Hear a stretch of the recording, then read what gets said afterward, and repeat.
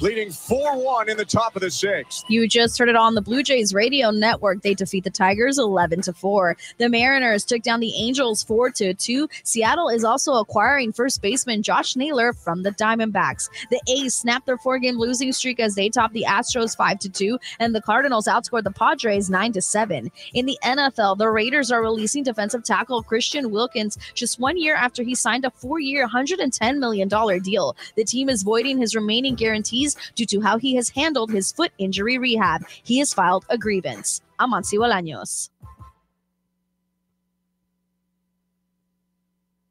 Hey Knoxville! Surfside iced tea and vodka made with real brewed tea is only 100 calories, 2 grams of sugar with no bubbles and no troubles. That's right, zero carbonation, so it's easy to sip and enjoy. Headed to a game day or party at a friend's house? Bring an iced tea or lemonade variety pack from Surfside or try their green tea and new raspberry tea vodka.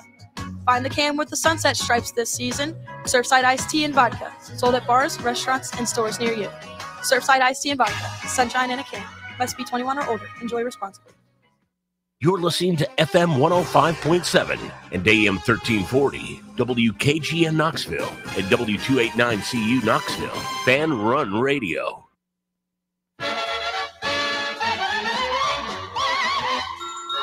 Time to get up, get out of bed. Fill your cup and get ahead with WKGN. 1, 3, 4, oh.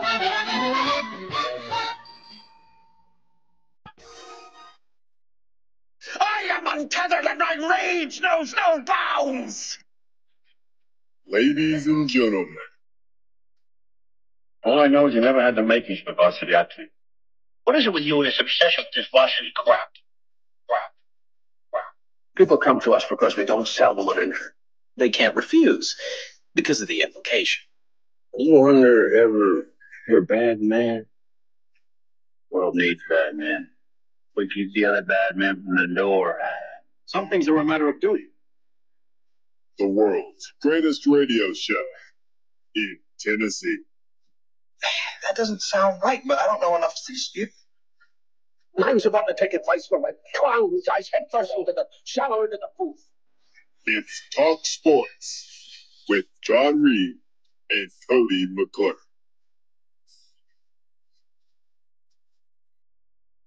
If it is to be said, so it be, so it is. So it is. So it is. It's a Tennessee thing.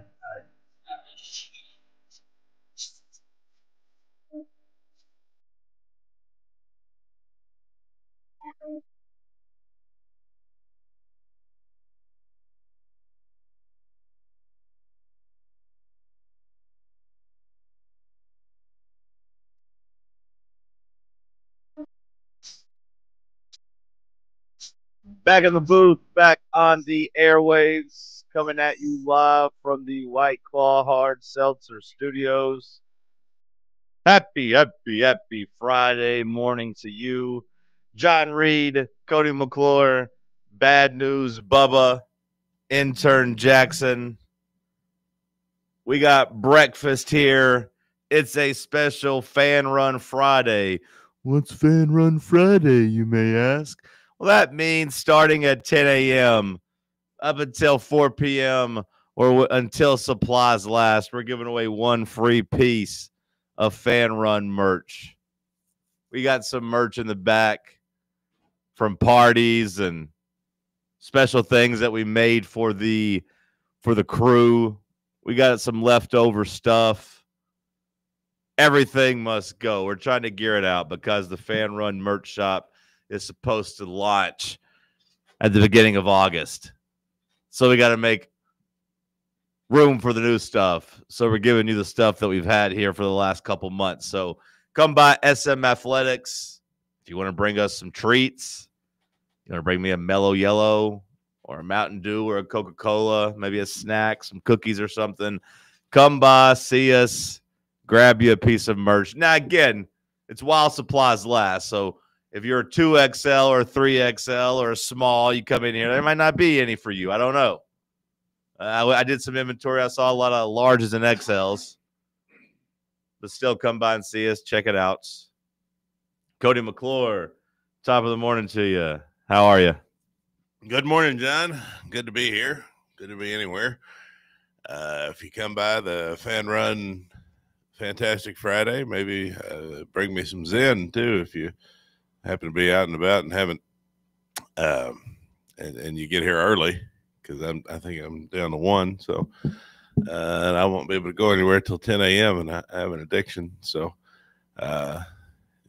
First guy to bring me a can of Zen, I give you, I pay you top dollar for it. I just do the 3s throughout the day, by the way. I mean, any flavor's fine. I prefer chill or cool mint or peppermint, but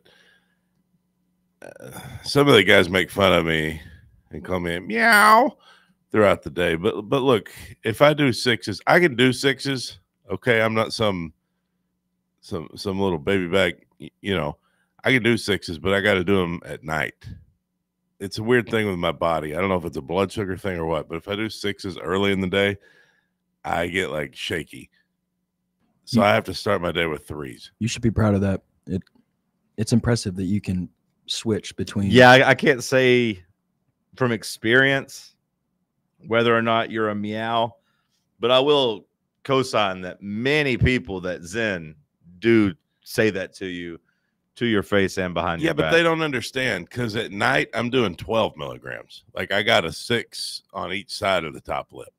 It's just the way my body works. I don't know, man. Early in the day, if I do a 6, I'm just like geeked out. Really impressive that you can go. I'm not the one saying it, because again, I do 0s. I'm just saying other people call you a meow. I know, but I'm just saying, like, between you only being able to do 3s and William having a spit cup for Zen, which seems really dumb.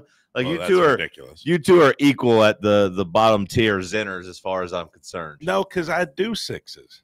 I just don't do them early in the day. Yeah, but it's like you need it to give you a buzz or make you dizzy so you can go to sleep is what it sounds like. No, that's just what it sounds like. Again, I'm not speaking from experience. Right. They don't make me dizzy at night. I'm telling you, it's a weird thing. It's the way my body is. If I hit too hard early, I think it's because I drink nitro brews too, which actually makes me tougher. But if I hit 6s and nitros in the morning, I'm just too geeked out, is basically what it is. So I've got it down to a science. I just have like a cool mint 3, and I have a nitro brew, and then I have an ice shake and espresso and another 3. But you're raw dog in the morning today? No, I got 1 left that I'm going to put in here in a little bit, but I need another can of 3s. So again, if anybody's listening, help a brother out. All right, then. Bubba, you good over there? It's kind of a sad day, brother. And let me tell you why. It's not really a sad day. We lost the legend. Can't exactly agree with the guy. But it changes the way things happen around here, brother, because that's not going to work for me. When he took away Ozzy's shine, no siree. But it's Friday. I got some things to look forward to over the weekend. Hopefully I can get a tea time. That's about all there is to say. Don't you work at a damn golf course? I do, but here's the problem. All the other younger kids, suddenly they just want to play consistently all throughout the week. And then they take the tea times before I can get there and announce that I want a tea time. And then I have to just sit there and just fume over not being able to play because they're playing instead. And I can hear them talk about it the next day. And that just makes me jealous. So all the young dudes stealing Bubba's tea times. I know. It's a sad world. Makes me upset, makes me angry. I haven't been out there on the course that much as I want to be. Now, but they're out there every other week, you know. When you say it makes you angry, how angry are we talking? I mean, yesterday I went home early. And by early, I mean at the normal time as everybody else. Does it make you want to hurt them? No. Maybe with a knife. It just makes me want to lay down in my room and just pout. Oh, okay, so just it turns you into a little baby. Okay. Yeah. I got you. Makes you want to just sit in your room late at night and eat ice cream and pizza? No. It doesn't make me want to do anything. Just lay down there. Have you thought about asking if you can play with them? Oh, I do not want to play with these individuals. Oh, okay. What kind of guys are they? Uh, Describe them. You know, I in wanna know why Knoxville, you don't we wanna got, play. you know, there's nicknames for kids that attend every school, you know. Mm-hmm. And- Let me guess. These are like private school kids. Close. They're like the Yeah. public school or private school. These are the Farragut, Oh, so these are high school kids. you know. Bubba's beefing with high school kids. Okay, so they're wearing like their khakis and their polos out there, and you're not. You're like these little rich kids. Basically, because like all their friends and, you know, other friends have like memberships to certain places. So it's like they could play with them if they wanted to. Do they get in packs and make fun of you? Is that why you're worried about, like, because are they mean to you, Bubba? No, I'm mean to them. You're mean to them. And by that, I mean, I just don't really talk to them. Okay, I just shake my head in disgust when every time they do something wrong, which is every time. I see. So these are like the water polo kids of like, or they're I don't know. You're struggling, huh? Lacrosse or something, like they're rich. A lot of them do play lacrosse. Funny What are you enough, saying? I was just saying you're lacrosse I'm not kids is a struggling. very I'm trying to accurate work through statement. this with Bubba. A lot of them play lacrosse, so. Hmm. And Well, by a lot, I mean at least two. I hope you end up winning this beef. As long as I can get a tea time over the weekend, that's all I care about. I hope that one of them listens to the show and they're like, "Hey, Bubba wants to play this weekend. Let's all reserve all the times. Let's not let him on there. Or better yet, let's let him play and let's hide in the bushes with air horns and scare him." And then I'll just let my work ethic and quality go downhill. And they'll say, "What's going on, man?" And I'll say, why spruce up the course if I can't enjoy it? So I'm just not going to spruce it up anymore. Take your ball and go home. Hell yeah, brother. Take his buckets of balls. All of them, he's got them. Jackson, you good over there? Good as always. You're a very steady person in my life, Jackson. I appreciate you. Mm-hmm. Can always count on you to be reliable and to be in a pretty good mood. I try to be. I appreciate that. Jackson. Go ahead. No, please. No, go ahead. It's about Jackson. Go ahead. No, you go for it. I was transitioning into something else. Go ahead. You're transitioning? Jackson was going to say something to me about the Zen earlier, but you cut him off because he spoke too early in the segment. Yeah. Jackson's got to learn his place. He speaks when spoken to. Right, but now damn kid wants to. He wants to take over in the A block too. Relax, tranquilo, Poppy. But now is an opportunity, Jackson. You can say what you're going to say. You can learn some things from Bubba over there. Bubba, you're good about that. Bubba is very deliberate when he wants to come to the microphone and he makes eye contact with me, and then I kick it to him. Then there's like a 4-second pause as he turns on his mic and figures out what he's going to say, and then he talks. All right, Jackson, go ahead. I was just going to say it's impressive, Cody. You can switch between the 6s and the 3s like you can. I have a lot of friends that can't do. They don't get enough of a feeling from the 3s. Yeah. So like, well, I'm kind of there. It's so funny, Mr. But like, it's Dr. like Pepper over here thinks it's funny. No, I don't like Dr. Pepper at all. I think it's impressive you can make it through a whole day of urges or anything off just the 3s. I got to tip my cap to you. Well, another thing I'll do the most backhanded comment he could give. Not really. I don't mean it in a backhanded way. It's really impressive that the 3s work for you. My college buddies who are real Zenners, they can't get their fix with that. Again, I got 12 in at night. So, like, you want to put me down, but I'm not putting you down. I'm not insulted. Jackson's the one that said it. These college kids are a rare breed. That's true. They've been doing nicotine for a while. True. No. The college kids are not out nicotining me. Sounds they're like not out nicotining me. I was there. I was in OG, Jackson. I was there in the dirt. I was doing Copenhagen for 15 years. A bunch of these kids have been doing the Chinese vape since middle school. So that's true. They grew up in it. They don't get sick with the 3s. You know what I mean? And neither do I. They get sick of if it's under 6. It's a process for me, and I got 3s in all day long. So I sometimes I got 2 or 3 3s. It's the way they hit the bloodstream. Yeah, I'm not gonna sit here and be ridiculed over my amount of nicotine use. I can do nicotine with the best of them, but it's a gradual step for me. I got to start like I'm climbing stairs with my nicotine use, but by the end of the day, baby, I'm on the 18th floor. You know, there are websites you can import like Swedish nicotine pouches, and they're like 45 milligrams each. What happened to that's a lot. embargoes, man? Well, tariffs. And I'm not going to take it from these damn kids. Look, these kids, we're talking about the Juul generation here. All right. The Juul and the nicotine pouch generation.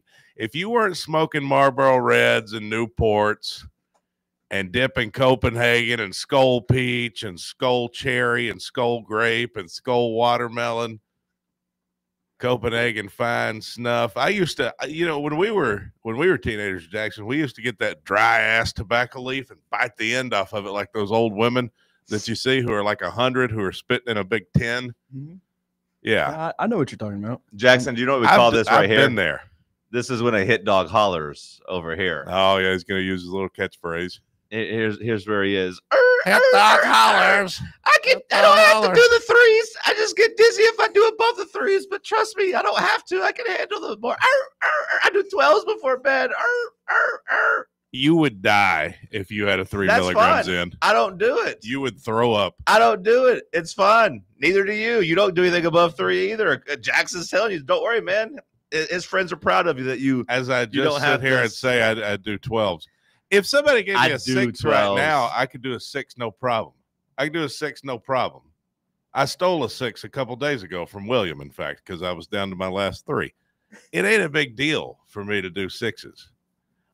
This is my process of how I like to do it. I like to start with a little and build through the day. You're not a real sinner. It's fine. Stop making fun of me as a guy who sits there and just drinks Mountain Dew.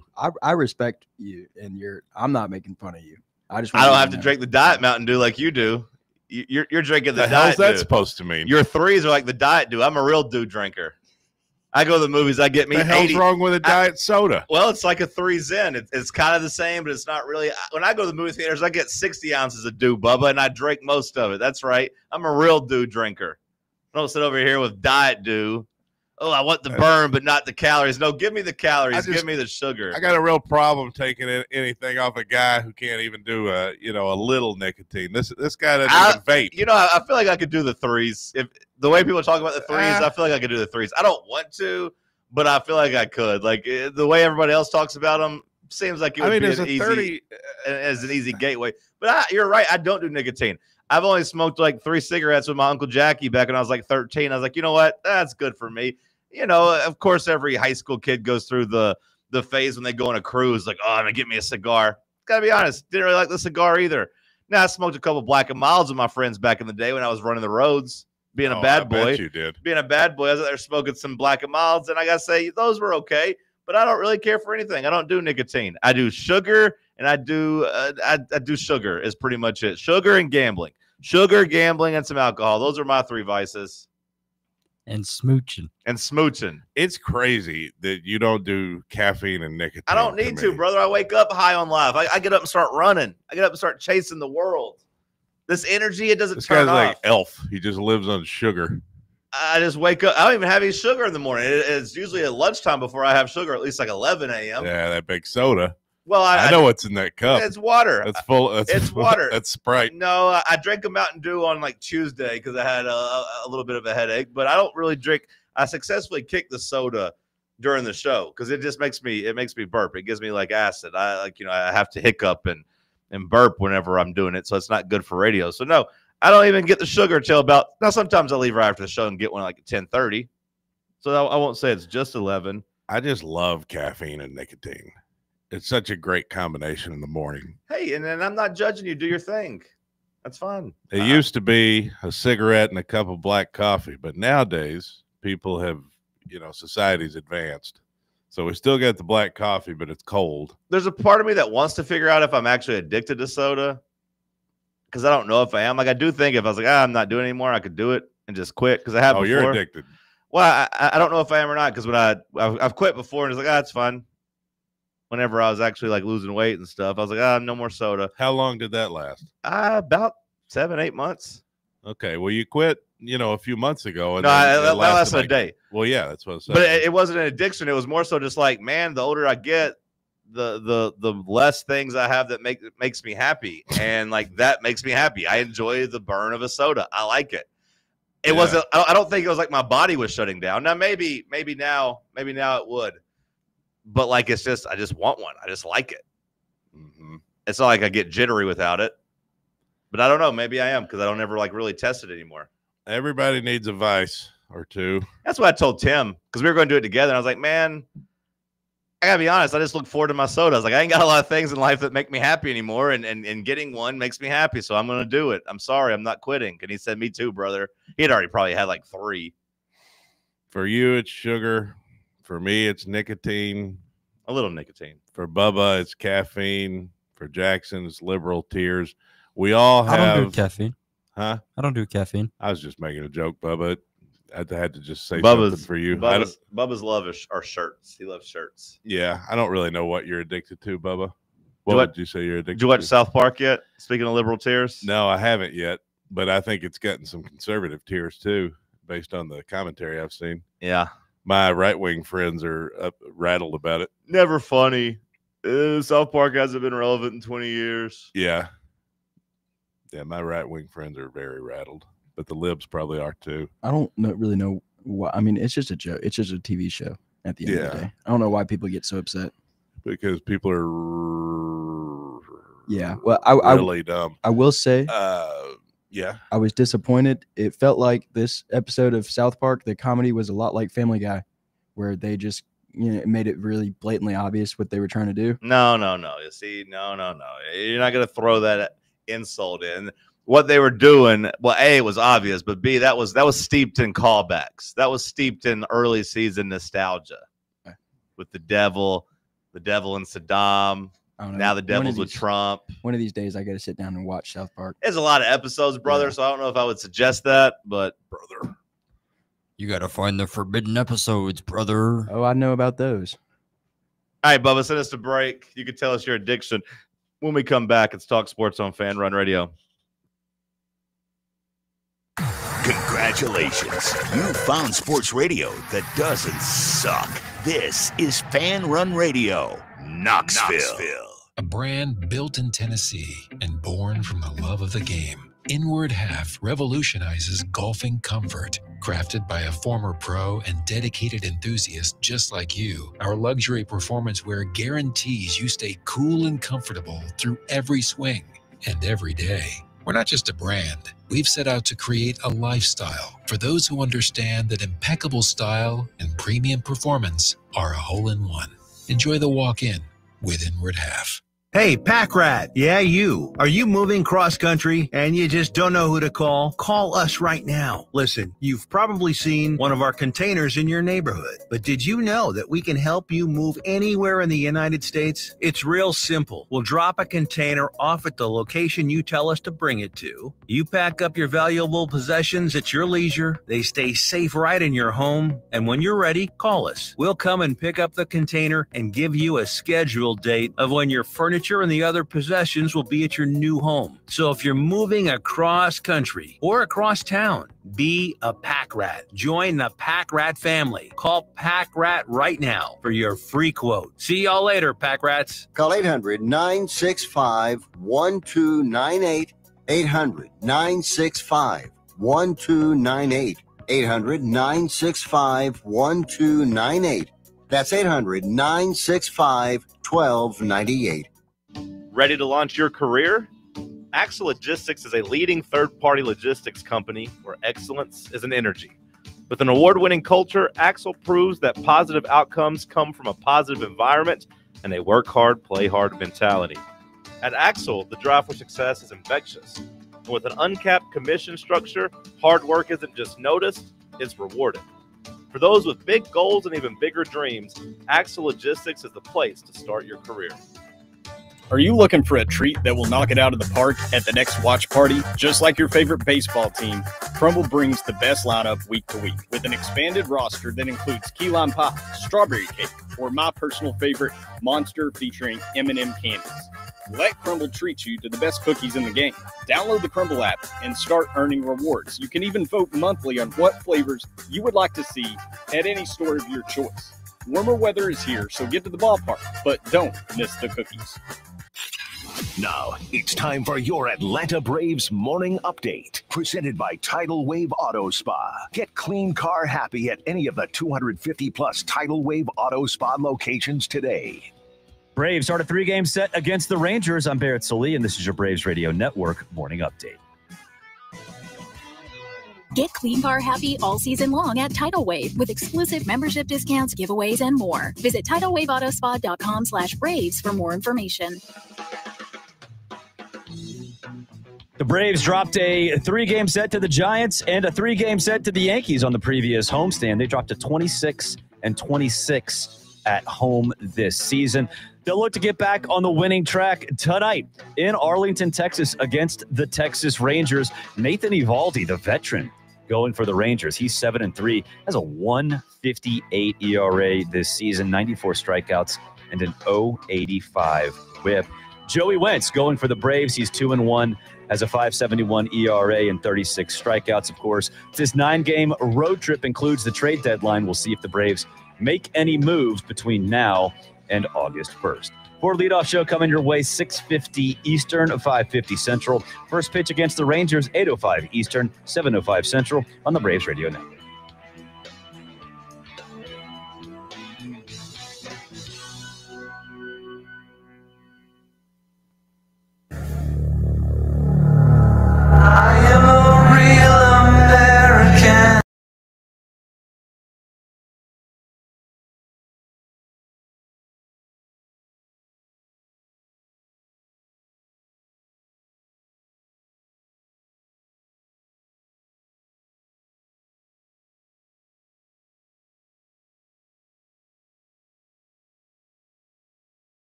For like a C- performer, RIP to Hulk Hogan, 71 years old.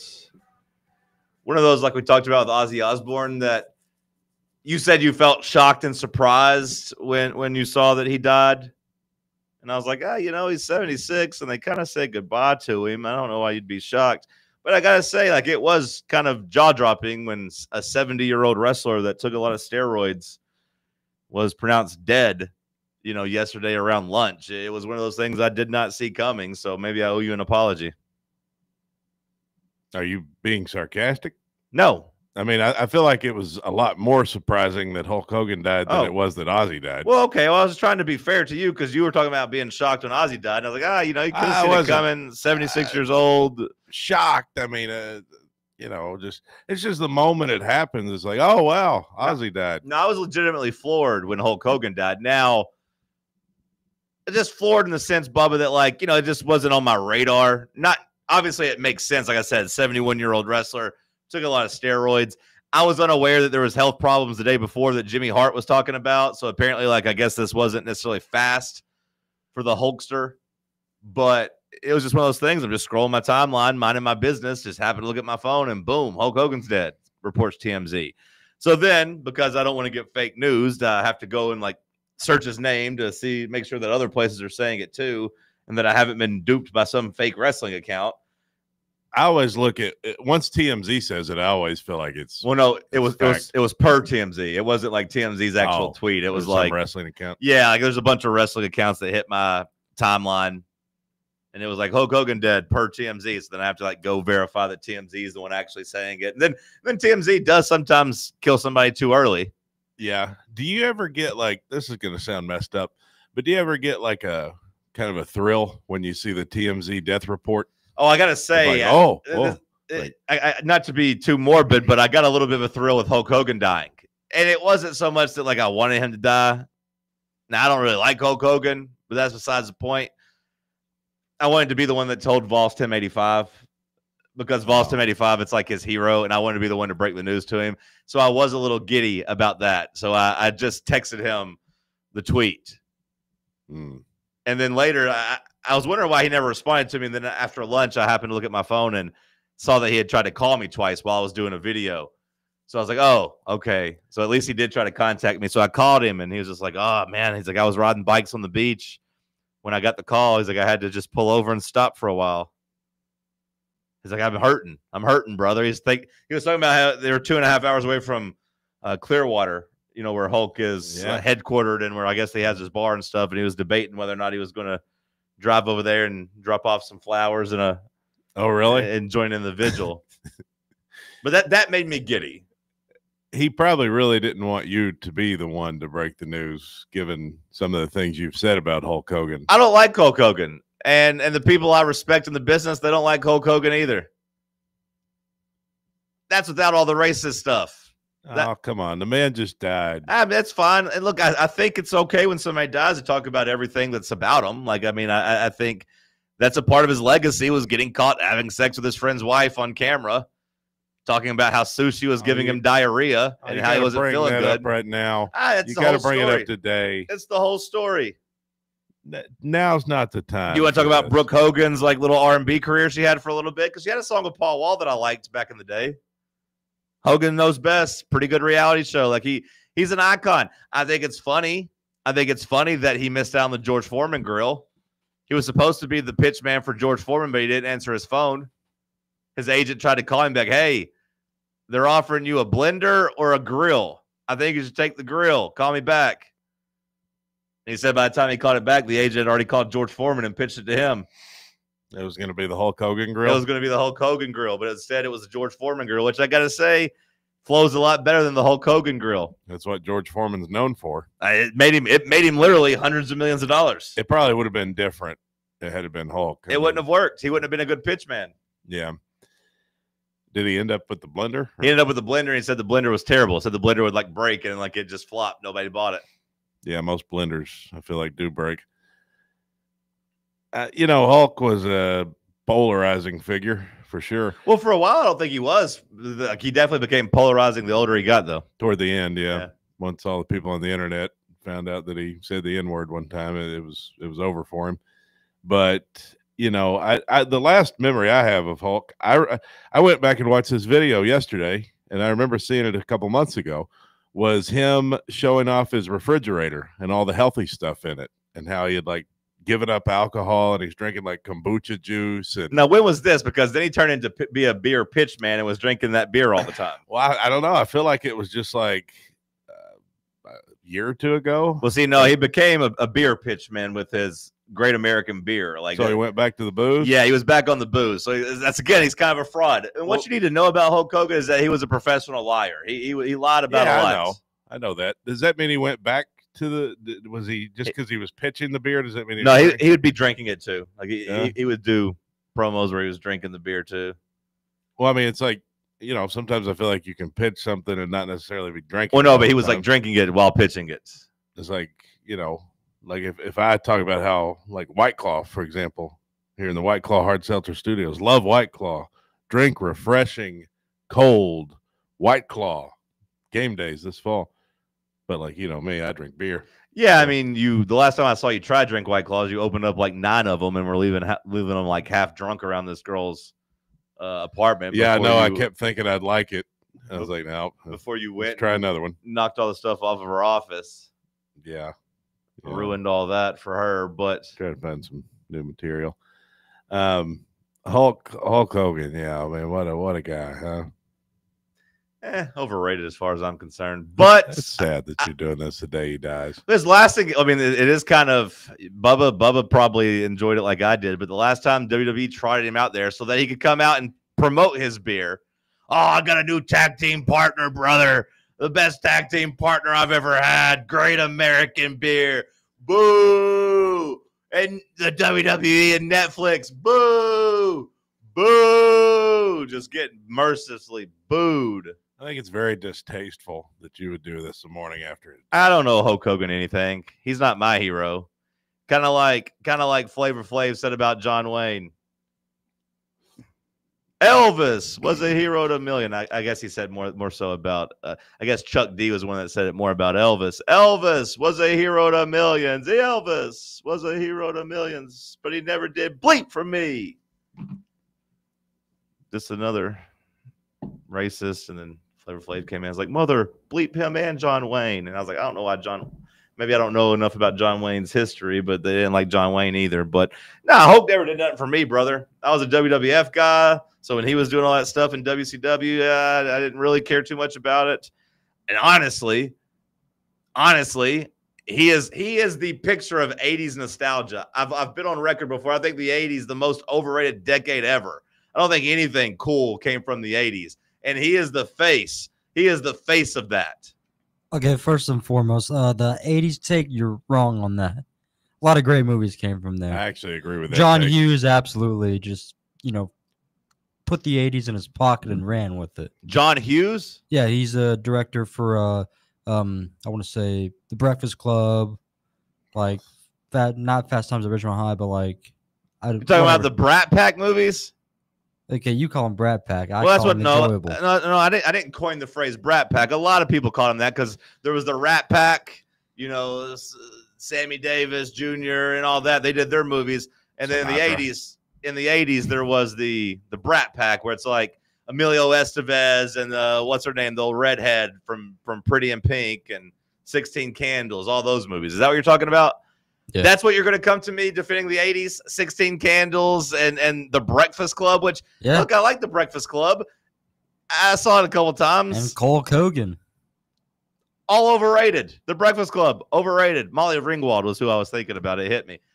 Overrated. But, John, what about Terminator 2? Came out in 91.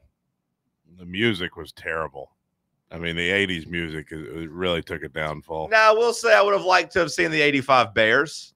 Yeah. I would have liked to have seen the 85 Bears play, and I would have liked to have seen Magic and Bird go head-to-head in the finals. I would have liked to have seen that. So I will say there's some redeeming stuff there sports-wise, but culture-wise, leave it all. Yeah, sports-wise, the 80s was probably pretty cool, but I never think of it from a sports angle.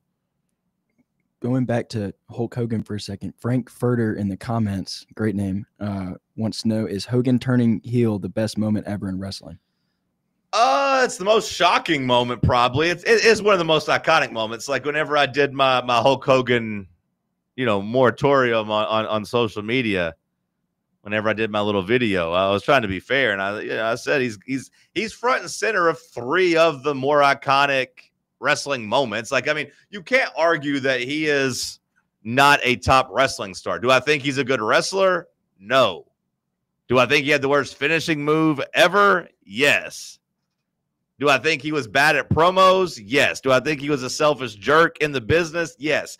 But body slamming Andre the Giant got all those nerds really rolled up in the 80s. Oh, my God. Andre the Giant, we believe he's 550 pounds, and Hulk Hogan slammed him. Oh, my God. Iconic moment. I wasn't around for it. You don't think Andre was 500 pounds?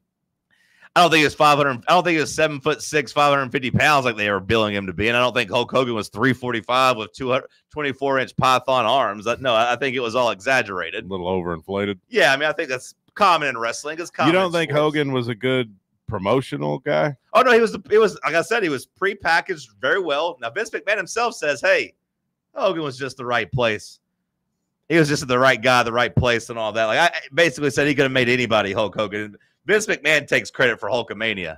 Says, you were just the face, brother. Now, you worked out, you did the steroids good, but I could have turned anybody into Hulkamania. But you don't think he was good, like, on the mic? No. At least, I'll be fair, I won't act like I watched a lot of 80s promos of Hulk Hogan. Maybe he used to be. I haven't studied his New Japan wrestling career. Maybe he was great at that. But, like, what I saw in WWF and WCW and all the old promos, no, he got carried by Macho Man. The Macho Man, that's somebody that was good on the mic. Whenever Hogan would get on there, go watch a promo. Count how many times he says, "Let me tell you, brother," and takes a deep pause while he tries to think of his lines. Yeah, I mean, that was kind of his thing, though. Let me tell you, brother. And then pause. Let me remember what I'm going to say. I mean, take your vitamins. At least he had a couple of things he was known for. Oh, no, he had good catchphrases. That's fine. But, like, on the mic, whenever I see the promos, I find it to be very, very cringy, especially as he got older. Also a great actor. In Rocky 3, well, No Holds Barred, the Three Ninjas movie. Well, I don't know if No Holds Barred and the Three Ninjas movie holds up, but he was good in Rocky 3, but he was basically playing himself. I mean, he was Thunder Lips, but I mean, like, he was basically playing himself, at least a bad version of himself.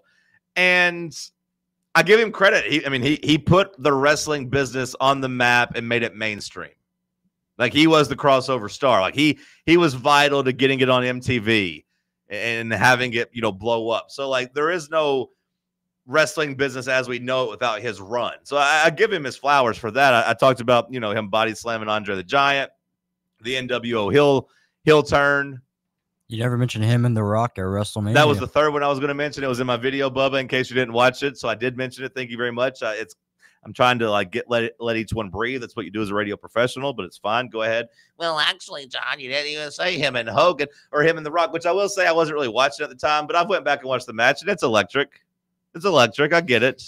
The guy was an American hero. He wasn't an American hero. What the hell do you mean American hero? He's an icon. What do you mean? For the culture. I mean, he was just a huge part of life at that time, back in the 80s. Well, I think that's fair. He's one of the biggest celebrities of my lives, and if you're older than him, he's going to be one of the biggest ones in your life, probably. Like, I mean, that's just that is true. All of that is true. My favorite Hogan memory was when Shawn Michaels super kicked him out of nowhere in like 2005. Well, go watch the Shawn Michaels match with Hogan. Was that SummerSlam, Bubba? 05. Was that SummerSlam? Yes. Go back and watch that match and watch what Shawn Michaels does to him, and that'll tell you what everyone thought about Hulk Hogan, as he's comedically overselling because Hogan refused to make it a series. So Shawn Michaels goes out there, and every chop, Michaels like jumps over the rope and is like rolling around, really trying to put over Hulk. Oh, you're so strong. Body slam. He jumps up and flips out of the ring. He did that in 05? Yeah. That SummerSlam match? Yeah. Just comedically overselling it all because Hogan refused to make it a series. Michael's like, hey, we do a little 50-50 booking around here, or at least we try to make the other guy look good. As you know, Cody, most good matches, you get 3 of them. There's one, then the bad guy or whoever will get kind of their lick back in the second one, and then they'll go back, and the good guy usually wins the blow-off, the best of 3. And Hogan's like, no, it's one off. We're just doing one of these, and I'm winning. So Michaels is like, fine, and just went out there and embarrassed him. I didn't know that. See, I never knew the backstory to all that. I was just a boy watching. Yeah. Yeah. And, if it comes across as me speaking ill of the dead, it definitely does. I would have said it when he was alive, too. You did a lot. I'm not gonna change my tune. That's something I really hate about the time I grew up is I feel like the WWE kind of got exposed really for being fake when I was a kid. Okay, well, it's always been fake, brother. But really, like, people started talking about it, at least kids my age, because that really turned me away from it. And I've always looked back and like, man, I wish I was a WWE kid. Yeah, I mean, when we were kids, it was just the perfect time because it was like the Attitude Era, and which he really got it even more. I was a little later, a couple of years, but Stone Cold, The Rock, Triple H, Undertaker, all the stars. Yeah, the stuff y'all talk about, like, I've gone back and watched some of it, or John showed me the video of who was it that Stone Cold went and shot or something. Yeah, Brian Pillman. That was like right here, just nonstop. This right here, Cody, just booming pushes. He just flops around. See, I remember watching this match, and he rolls himself out of the ring. Yeah. I mean, just jumping around like a damn maniac. Yeah, just to embarrass him. Like, is that what he was doing to Hogan? Hogan? Yeah, because Hogan, wants to be Superman, never wants to lose. So he's like, fine, I'll go out there and I'll just really, just flopping around like crazy. It's ridiculous. No, I mean, it really is. And, I don't know if Michaels, I feel like Michaels has kind of said he regrets it, but like, Michaels was a jerk and Hogan was a jerk too. And, as Michaels like walks out of the ring, he basically makes like a motion like this bleeping guy. That's what people thought of him. Like, his peers didn't like him. Even Tony Schiavone. Did you see Tony Schiavone yesterday? Friend, no. Coworker, yes. Yeah, like, they're like, somebody like had responded to his tweet, like, didn't your friend just die? He's like, coworker of many years? Yes. Friend? No. Who was this guy? Tony Schiavone, the guy used to be like the WCW announcer that's like been around his life forever. It was like, had the finger poke of doom. I saw Eric Bischoff said, thanks for the house. Which it's a pretty good line. I mean, I'm gonna shout out his taste in women though. A lot of blonde women in Hulk Hogan's life. Yeah, Brooke. That's his daughter, but that's the one I always liked. I don't like Hogan's taste in women either, but he did have his friend's wife that he had sex with in his house on camera. It's kind of weird. Brother. It's kind of weird that 2 reality TV shows that I loved when I was like, whatever, 12 or 14 or whatever. Like Ozzy and Hulk Hogan, they both had were they both MTV or one was VH1? Yeah, I think one was VH1. But 2 reality TV stars died in the same week. I loved both those shows when I was Rob younger. Dyrdek better watch out. I was going to say run. Rob Dyrdek better run. Run DMC. Gene Simmons. That was another one I liked. Gene Simmons, Family Jewels. Yeah. Brett Michaels, Rock of Love. You better be careful, Flavor Flav. Let's go to break. It's Talk Sports on Fan Run Radio.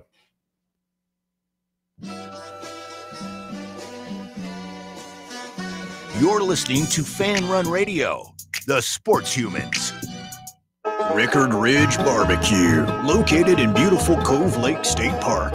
Rickard Ridge is home of the best ribs in the volunteer state. Smoked daily by pitmaster Mark Rickard. The barbecue at Rickard Ridge is mouth-watering, fall-off-the-bone delicious. Take the scenic drive up I-75 to exit 134. For directions and to look at the rest of the menu, visit Rickard Ridge online at rickardridgebbq.com.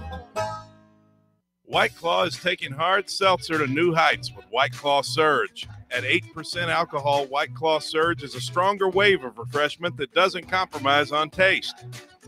Available in 4 bold waves of flavor like ripe blackberry, citrusy blood orange, zesty natural lime, and tart cranberry. Check out your favorite retailer in-store and online for the White Claw Surge Variety 12-pack and 16-ounce single-serve cans. White Claw Surge. Please drink responsibly. Is your smile ready for the spotlight? Hi, I'm Dr. Jacob Wilco, and at Knoxville Smiles, we make every visit a reason to smile. From routine cleanings to dazzling cosmetic treatments, our experienced team uses the latest technology to keep your teeth healthy and your smile bright. With a warm, welcoming atmosphere and personalized care, we're here to make sure you leave feeling your best. Don't wait. Your perfect smile is just a call away. Book your appointment today at 865-539-1776 or online at knoxvillesmiles.com. Smile brighter with Knoxville Smiles. Running a business, coaching a team, planning your next big event, you need more than just gear. You need SM Athletics and Logo Solutions. Custom uniforms, branded apparel, promotional products, done right, done fast, and built to show off your brand with pride. From local businesses to high schools to major universities, SM Athletics is trusted by winners. Get real service, get real quality, get noticed. SM Athletics and Logo Solutions, where your brand comes to life. Visit smathletics.com and let's build something great together. Good morning. It's gotten heavier out here in West Knoxville. A little bit more volume on 40 East and West at Pellissippi Parkway as it continues to build down 75 coming out of Campbell County down through Anderson County right now on 75 all the way down to Merchants Road. Watching it pick up also through Sevier County and Jefferson County coming down to I-40.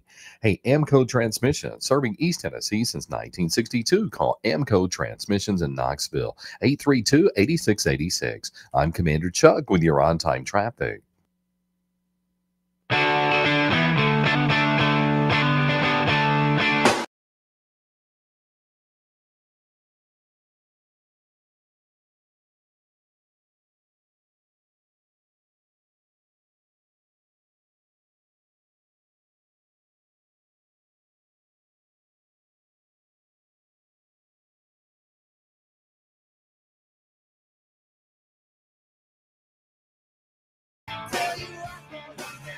Bill Self, hospitalized yesterday with 2 stents in the heart per Jackson. Oh, well, you know what they say. They come in threes. That's another thing I'm getting tired of. So Dick Vitale next. That's another thing I'm tired of. Everybody, the celebrity deaths come in threes thing. Today or yesterday, I'm reading through the tweets about Hulk Hogan. And we did everybody's another like, celebrity. Yeah, we already got 3, bro. Chuck Mangione. Oh, well, I was going to say Theo Yeah. Huxtable. Well, that's exactly what I'm saying. I read through the comments, about Hulk Hogan, and they're like, oh, first Ozzy, then the Hulkster, who's next? And then other people are like, well, we already got Theo Huxtable. So depending on who you consider a celebrity, either we've only had 2, or we've had 3, or we've had 4, as Bubba mentioned, Chuck Mangione. Who's Chuck Mangione? I mean, I know he's like a guitarist, but who is he? Like who? What is that? Not guitars. Okay. More jazz. Played the that's French right. horn. That's right. Okay. Notorious with King of the Hill. Okay, so not like in a big famous band or anything? Nah, he was a solo artist. Okay. The point is basically somebody who's somewhat famous dies every day. I'm going to say no to both Mangione and Theo, and I hate that I don't know Theo's real name, but Malcolm. Yeah, I didn't know the full something. Yeah. Is it Malcolm Taylor or something? I don't know, but I don't know. I don't think either It's he, not Taylor. neither he nor the saxophonist is big enough, because I mean, like Ozzy and Hulk were two of the biggest icons of my lifetime. Well, yeah, Ozzy and Hulk are giants. I mean, that's two giants that died. So Malcolm Jamal. do you need a third huge one? Well, I don't need a third. I'm not rooting for a third. I'm fine. I don't need the rules of three thing. I've always found that to be annoying too. But like, I don't need a third one. I'm just saying that Malcolm Jamal Warner, no disrespect to him, or Chuck Mangione, neither one of them to me scratched the itch of major celebrity. Definitely not Mangione. I didn't know who the hell he was before yesterday. I no offense to him. I mean, I don't mean to say that like that, but like I had no clue who he was when he died. I was like, ugh. Sounds like a football coach, Chuck Mangione. Well, I mean, we had what was his name? What was Mangione's name from Kansas? Mark. There we go. That was Mangino, I know, but still, Mangini. it's close enough. I think it was Mangini. No, that was Eric Mangini. That was Jets coach. Mark's name wasn't Mangini? No. Mangino? He was Mangino. Mangino, that's right. And then Eric Mangini was the Jets guy. He had a little cameo, I want to say, in The Sopranos.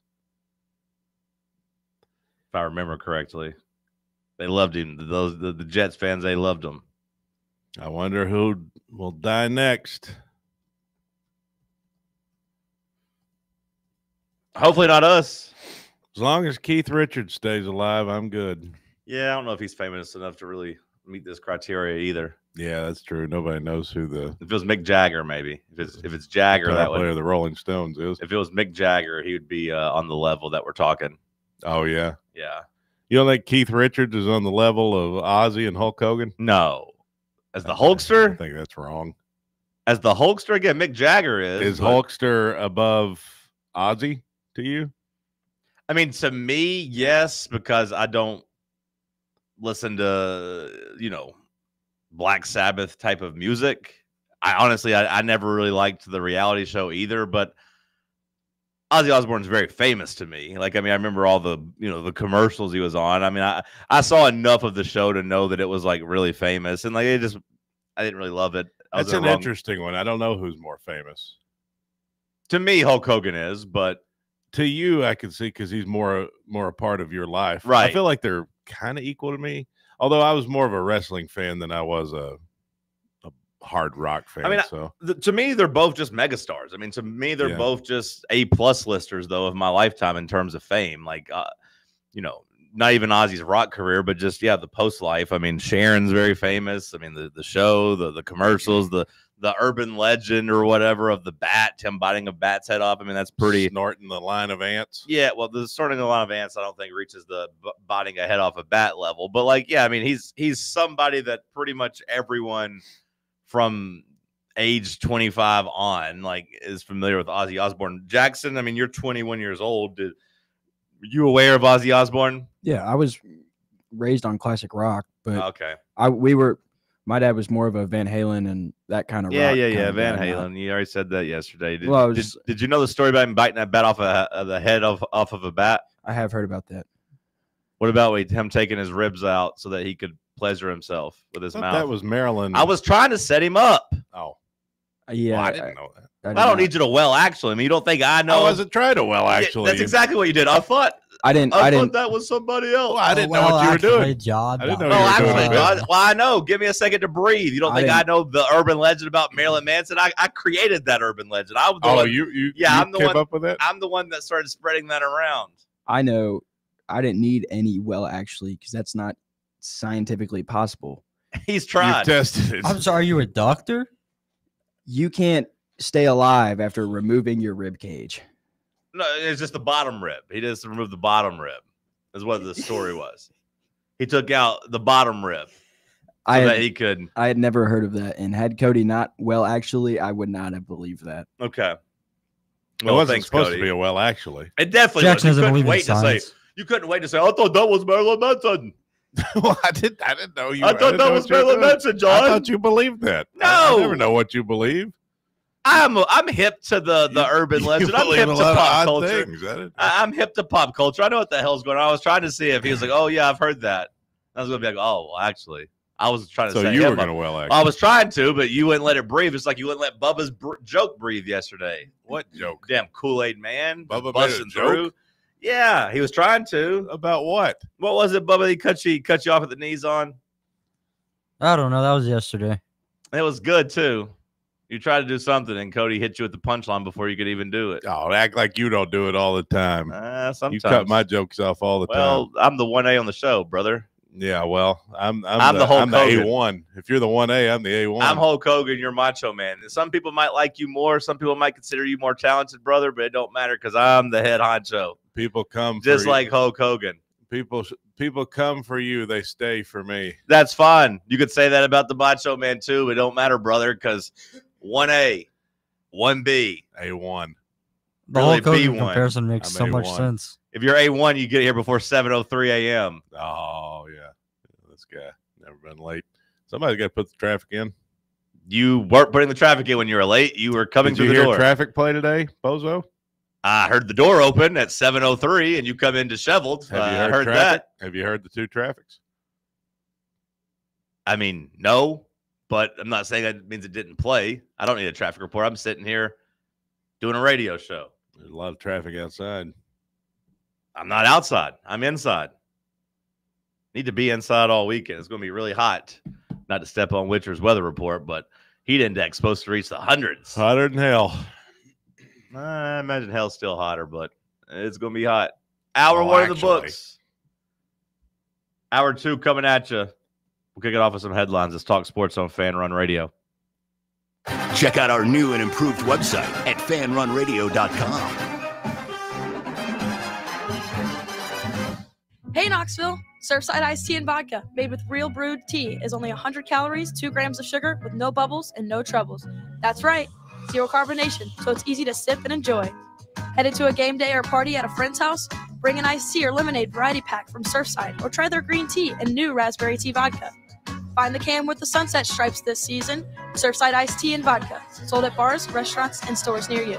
Surfside iced tea and vodka, sunshine in a can. Must be 21 or older. Enjoy responsibly. Located in Knoxville's historic Old City, Barley's offers great food, live music, the best draft beer selection in town, and now your new favorite place to watch sports. Their indoor projector is perfect for any weather, and they've revamped their upstairs area with more TVs to take in all of the action. Their menu features hand-battered chicken tenders, juicy burgers, fresh salads, and the tastiest pizza in Knoxville. You can enjoy their happy hour drink specials daily from open until 6 p.m. Barley's Tap Room and Pizzeria. If you're looking for a sports talk show that gets to the bottom of the biggest sports topics, then check out Under Review on FanRun Radio.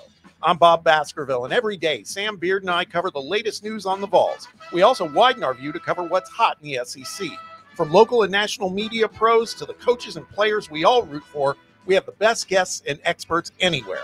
So tune in weekdays from 10 a.m. to 1 p.m. on AM 1340, FM 105.7, or stream live on our free app. It's Under Review on FanRun Radio. Now, it's time for your Atlanta Braves morning update. Presented by Tidal Wave Auto Spa. Get clean car happy at any of the 250-plus Tidal Wave Auto Spa locations today. Braves start a 3-game set against the Rangers. I'm Barrett Salee, and this is your Braves Radio Network morning update. Get clean car happy all season long at Tidal Wave with exclusive membership discounts, giveaways, and more. Visit TidalWaveAutoSpa.com/Braves for more information.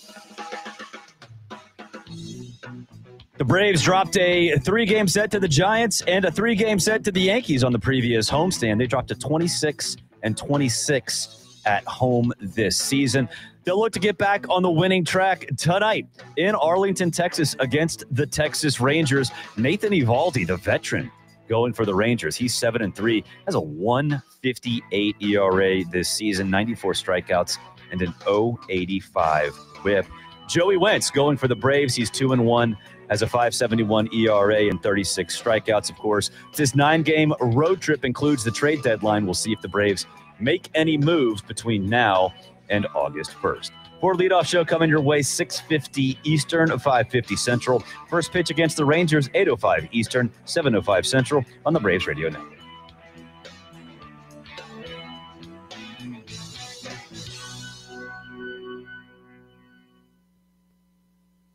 You're listening to FM 105.7 and AM 1340, WKGN Knoxville, and W289CU Knoxville, FANRUN Radio. Where do you think Cameron Brink ranks in Los Angeles beauties? You're listening to Talk Sports. Me and Miles were discussing this over the weekend. I said she's an LA 6. Oh, no. A big tall girl like that with long legs? Yeah. She's basically young Cameron Diaz. Young Cameron Diaz was no 6. Airing every day from 7 a.m. to 10 a.m. You think she's young Cameron Diaz? Yeah, they look a lot. They look similar. We'll pull them up next to each other. They got similar looks. 100%. I'm not saying Cameron Brink is as hot as Cameron Diaz, but Cameron Diaz in the mid-'90s was about the top of the line, Jack. I want you to go Google The Mask Cameron Diaz, okay? And just let me know what you think.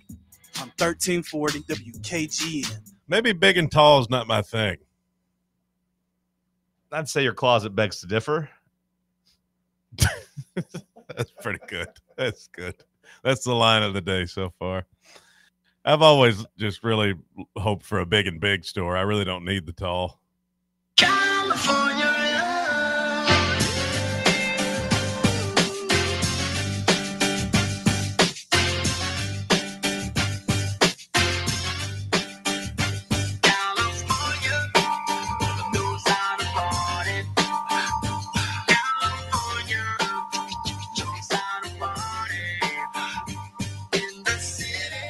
Hour number 2 kicking off here in the White Claw Hard Seltzer Studios. Cody already said it, but drink White Claw Hard Seltzer. Drink it responsibly here on this Friday morning. I'm sore. I didn't get to talk because nobody really cares about me. It's always about Cody and his Bubba and his shirts, Jackson and his political beliefs. But I was trying to say that I went and played basketball last night, and boy, are my feet hurting. I don't usually get blisters, but I got a blister on my left foot and my big right nasty infected toenail. Something happened with it too, and I'm very sore there. So walking on both sides of my body, both feet, something's going on. I'm struggling. Back a little sore. Play with a guy that looked just like Nikola Jokic. It was very jarring to me. Like just like him? Well, I mean, he looked like him in the face. Like, and I think he didn't. I don't know if he's listening. I talked to him a little bit. He seemed like he was maybe not from America either. Like it seemed like he was maybe. Whoa. Well, I just mean like, he seemed like maybe, I don't know if he was Serbian. And it was an illegal? No. Well, I mean, I don't know. I don't know his green card status. Hell, he might be an American. I don't know. It's the first time I met him, but he looked like Nikola Jokic, and he was stroking threes. He was good. But he looked like Jokic. I feel like Nikola Jokic looks pretty unique. This guy looks like. Did you ask him if he was Nikola Jokic? No, I knew he wasn't Nikola Jokic because he was only like 6'3", but he was good. I went out there and got me a run, and now my feet hurt. Got me a good sweat in, though. Yeah. Shout out to the boys. A couple of them listen to the show. Shout out to them. Now, why did you do that? Just for some exercise? Just for some exercise. Well, I really like playing basketball. I enjoy it. Like, I mean, I'm not good per se, and like I'm not trying to go out and do anything with it, but I like getting out and playing some pickup. I just like playing defense, grabbing some rebounds and passing, bro. And then shooting. I don't really make it too often, but I like shooting. Yeah. Did hit one game winner last night, not to brag, a little deep three. That was nice. But I was only open because they're like, oh, this guy can't shoot.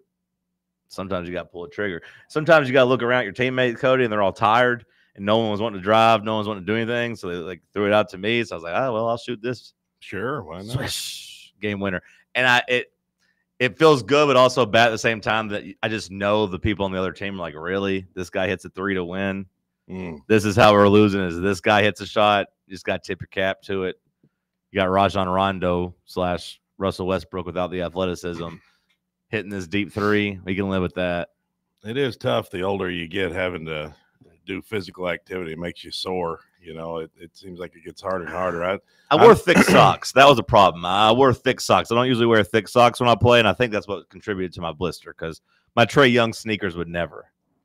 Yeah. They've never hurt me before. I'm sore too. I went to Food City yesterday. Grocery store, walking in the grocery store and down a couple aisles and back. It's a pretty good workout. You say that, but you were the topic of lunch yesterday.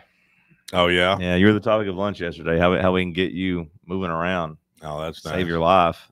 Appreciate that. We were talking about Hulk Hogan. It wasn't me that brought it up. It was more so Trevor. Trevor's like, what about this guy? Trevor didn't bring it up. Can you get this guy? Trevor didn't even go. Trevor went. He texted he wasn't going. And then he showed up and said, surprise. Oh. Mr. Know-It-All, trying to actually me. I mean, the text. All I know is the text. Well, I know. That is all you know. And I know it all because I was there. Well, I know for a fact he didn't bring up my weight. Trevor would never do that. You would be wrong. I would imagine either you or the boss man brought it No, up. you would be wrong again, Mr. Know-It-All, because Trevor Madison? No, Madison didn't go. Trevor did bring it up because he said, what you said about Cody the other day was not very nice, but why did he get offended? Yeah. Well, no, but he's like, why did Which day? Well, no, he said, why did he get offended? Is there really a difference between 345 and 375? And I said, I was just like, I don't know. What you did, that was real jerk behavior by you. No, it wasn't jerk behavior by me. Calling me 380. No, it wasn't jerk behavior, and I wasn't going to say it. You tried to tough guy. Go ahead, say it. I was like, no, I don't want to. He's like, just say it. And I was like, well, I just said something about 375 walking around. But Trevor did bring up your weight because he asked, why is Cody offended by that? What's the difference between 345 and 375? Why is that so much more offensive? And I was like, I don't know. First of all, it was 380. No, it was 375. You're wrong again. It was 380. I heard ask you say 380. Ask Sam. You're wrong again. Ask Sam. I said 375. First thing I heard, Sam goes, come on, he's not 380. No, it's 375, and we'll ask Sam. That's what Sam said. You're about to go 0 for 4 in this discussion. What were the first three? That Madison was there, that Trevor wasn't there, and that Trevor didn't bring up your weight. 1, 2, 3. You're about to go 0 for 4. Well, he didn't bring up my weight necessarily. It sounds like he was saying he brought up you being rude. No, he brought up the question was literally, why was he offended by 375? Does that mean Trevor thinks I'm 375? I don't know. I can't speak for that.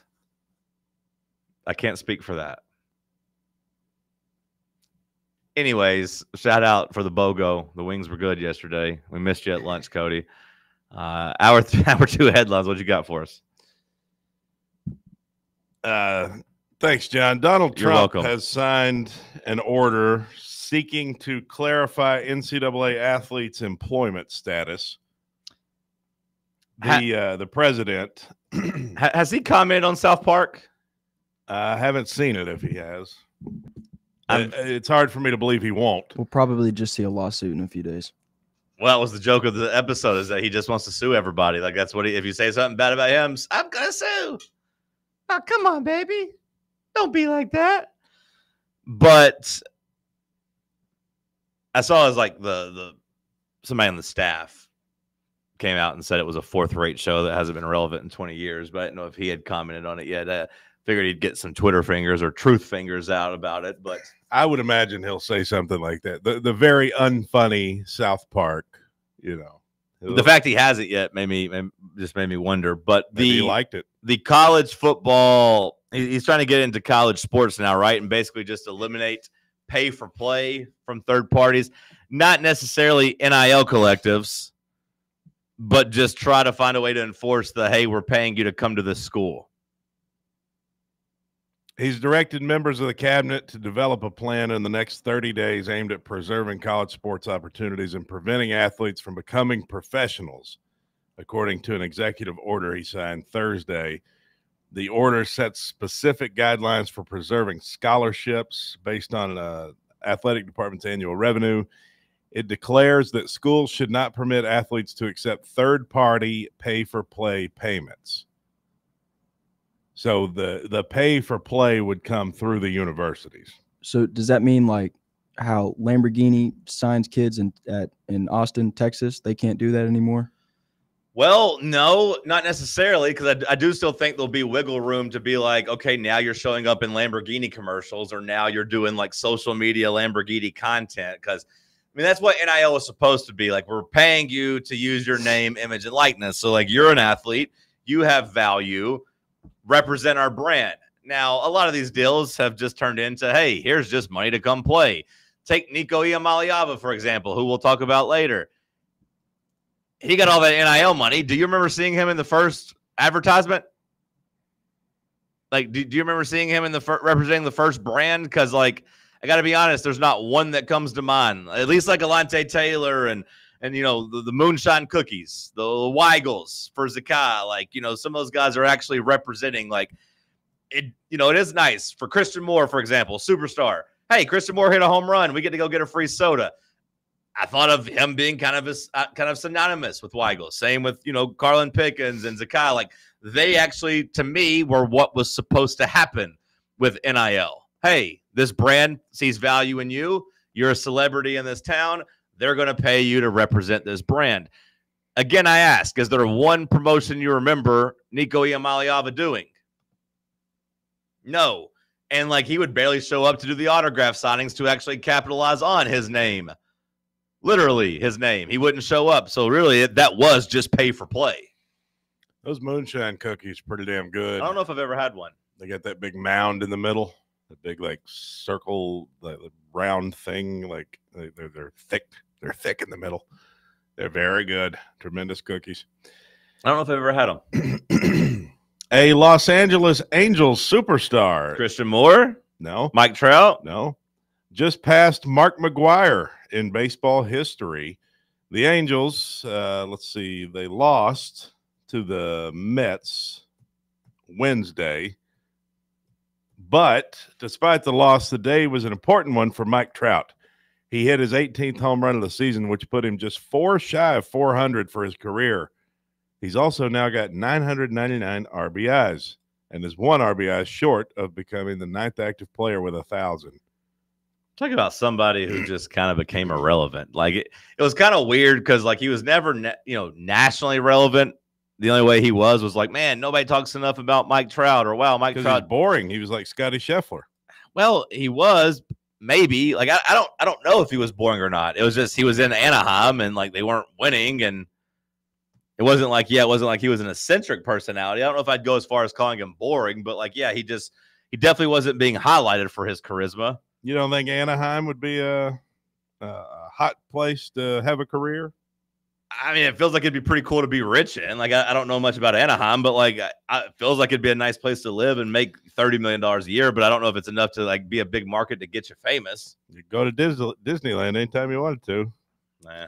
I never thought to go to an Angels game. Like, obviously the Dodgers are the big deal out there, but probably could have got in a lot cheaper. Yeah, I mean, I would go.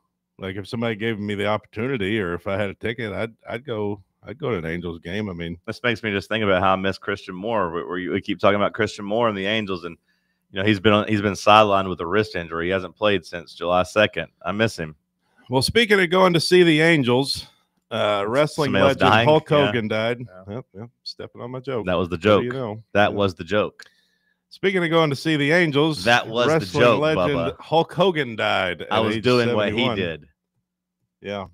That was the joke. That was the bit. Way to ruin it. That was a good one, too. It made me laugh. The whole reason I had the Angels headline was so I could transition into that. The whole reason Bubba set up his joke yesterday was to say the punchline. I don't think he thought that far ahead. Wow. Now he's insulting you, Bubba. I'm not insulting anybody, Bubba. He doesn't think you understand comedy. He doesn't think you understand how to tell a story with a good punchline. That's crazy. Well, what I was going to tell you is it was cardiac arrest that got the Hulkster. Did you see the video? Somebody tweeted out a video of him leaving his house on a shake it down because they thought it was in poor taste. No. Well, it just shows you. Hulk Hogan was videoed leaving his house on a stretcher, alive or dead? I believe he was pronounced so. Yeah, I was going to say, like, if he's not in a body bag, then he was still alive. Like, they put you in a body bag to get you out of the house when you're dead. But, like, yeah. Okay. I mean, it is in poor taste to video somebody on their deathbed, literally. Like, that is in poor taste. Well, if you didn't, I think it's in poor taste once you find out he died. But if you happen to be walking through the neighborhood and you're like, oh, my God, that's Hulk Hogan. I still think it's in poor taste to video somebody at their weakest moment. Like, well, I mean, maybe to send it to your friends. Like, Or if you live in the neighborhood and you're like, oh my God, Hulkster's on a stretcher. So you just want it for yourself? Like you take the video and keep it to yourself? You wouldn't post it online though. Like it'd be something you might send to your friends. I still think that's in poor taste. Like, TV and social media and posting it there is different. You're right about that. That's when I was done with the Kardashians. I used to not necessarily dislike them, but once Khloe took the cameras in there on Lamar Odom's deathbed, whenever he had almost died from all the crack he was doing, whenever they had the cameras in there, I was like, all right, enough's enough. Another reality show. We've gone too damn far. We've mentioned all the big ones today. Your boy Nico Iamaleava, you mentioned him earlier. That's another one, yeah. Yeah, I was just trying to get the last big one in there. Oh, okay. Yeah. Nico Iamaleava, he spoke at Big Ten Media Days. Find out what he said after the break. You got anything else you want to get to before then? Nope. All right, we'll talk Nico. We'll talk some college football. Coming up next, stick with us. Big Orange Country's home for sports. This is Fan Run Radio. What? Santa's in the ballpark tonight? Hey, it's Parker Chambers, outfielder with your Knoxville Smokies. Man, I hope I play well so I stay off the naughty list. We'll see you tonight.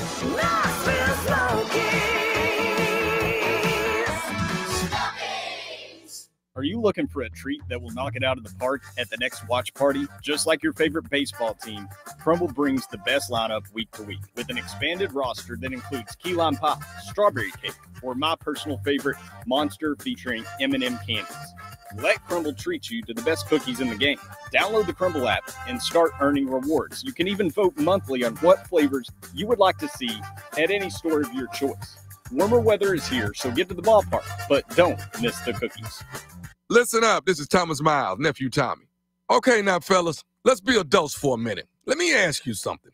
When the lights go down in the bedroom, are you still clocking in? Or is the equipment on strike? Look, erectile dysfunction is real. It can mess with your mood, your confidence, and don't even talk about the side-eye you get from your lady. But there's good news. Men's Pro Knoxville has licensed medical providers who specialize in turning oh no into let's go. And forget those same old pills. They don't work for everybody. These folks have options most men don't even know exist. Your consultation, just $99. Blood work, consult, and maybe even a test dose if the doc says so. They got an in-house lab, so you'll know where you stand in minutes, not days. So stop stressing. Call 865-544-8220 or hit menspronknoxville.com. Men's Pro Knoxville. Making it happen. Look out, East Tennessee. It's The Chase. Right here on Fan Run Radio and Fox Sports Knoxville. Join me, Tennessee sports renaissance man, Chase Thomas, and the biggest rising stars in Tennessee sports media like Ryan Shumpert, Ethan Stone, Ryan Sylvia, Caleb Jarreau, William Pattison, and so many more folks every weekday from 1 to 3 p.m. on WKGN's newest show, where we talk all things Tennessee Vols and always take your calls. Yeah, it's another day, but what kind of day is it really? A day of doom scrolling? Laundry day? Nah, it's a White Claw day. Light and refreshing tasting, uniquely cold way filtered. There's an iconic flavor for everyone. So grab a pack, grab your friends. Make the most of each day with those who matter most. When you're together with White Claw, every day is a once-in-a-lifetime experience. You just gotta grab it. White Claw. Grab life by the claw. Please drink responsibly. Hard seltzer with flavors. White Claw Seltzer Works, Chicago, Illinois.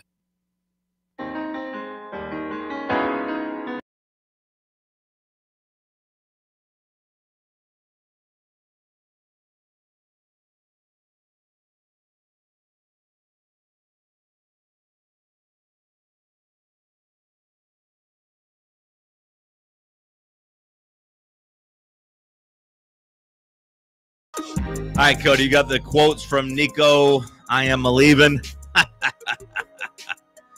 Nico Iamaleava, which I do give UCLA and I do give him a little credit for going to speak to the Big Ten media and kind of coming out of hiding. Now we'll reassess as Cody reads the quotes to me to tell me what he said. My driving factor to come back home was my family, and I hope every Tennessee fan understands that. It was just a lot of drama, but man, I'm excited to be at UCLA. He made multiple references to false reports about him while at Tennessee that centered on him and his representation wanting more NIL compensation. But he remained steadfast that the main motivation for his move was not money, but proximity to family. He said the reports made him feel not comfortable in the position he was in. Nico continued, I just think the outside world in general thinks that it was something that it wasn't. Going back home was always in the back of my head. Just being closer to family took a toll on getting my family to Tennessee. It was just a lot of traveling, man. They asked him about the money. He said, I don't speak on money matters. That'd be my daddy. I'm just here for ball and school.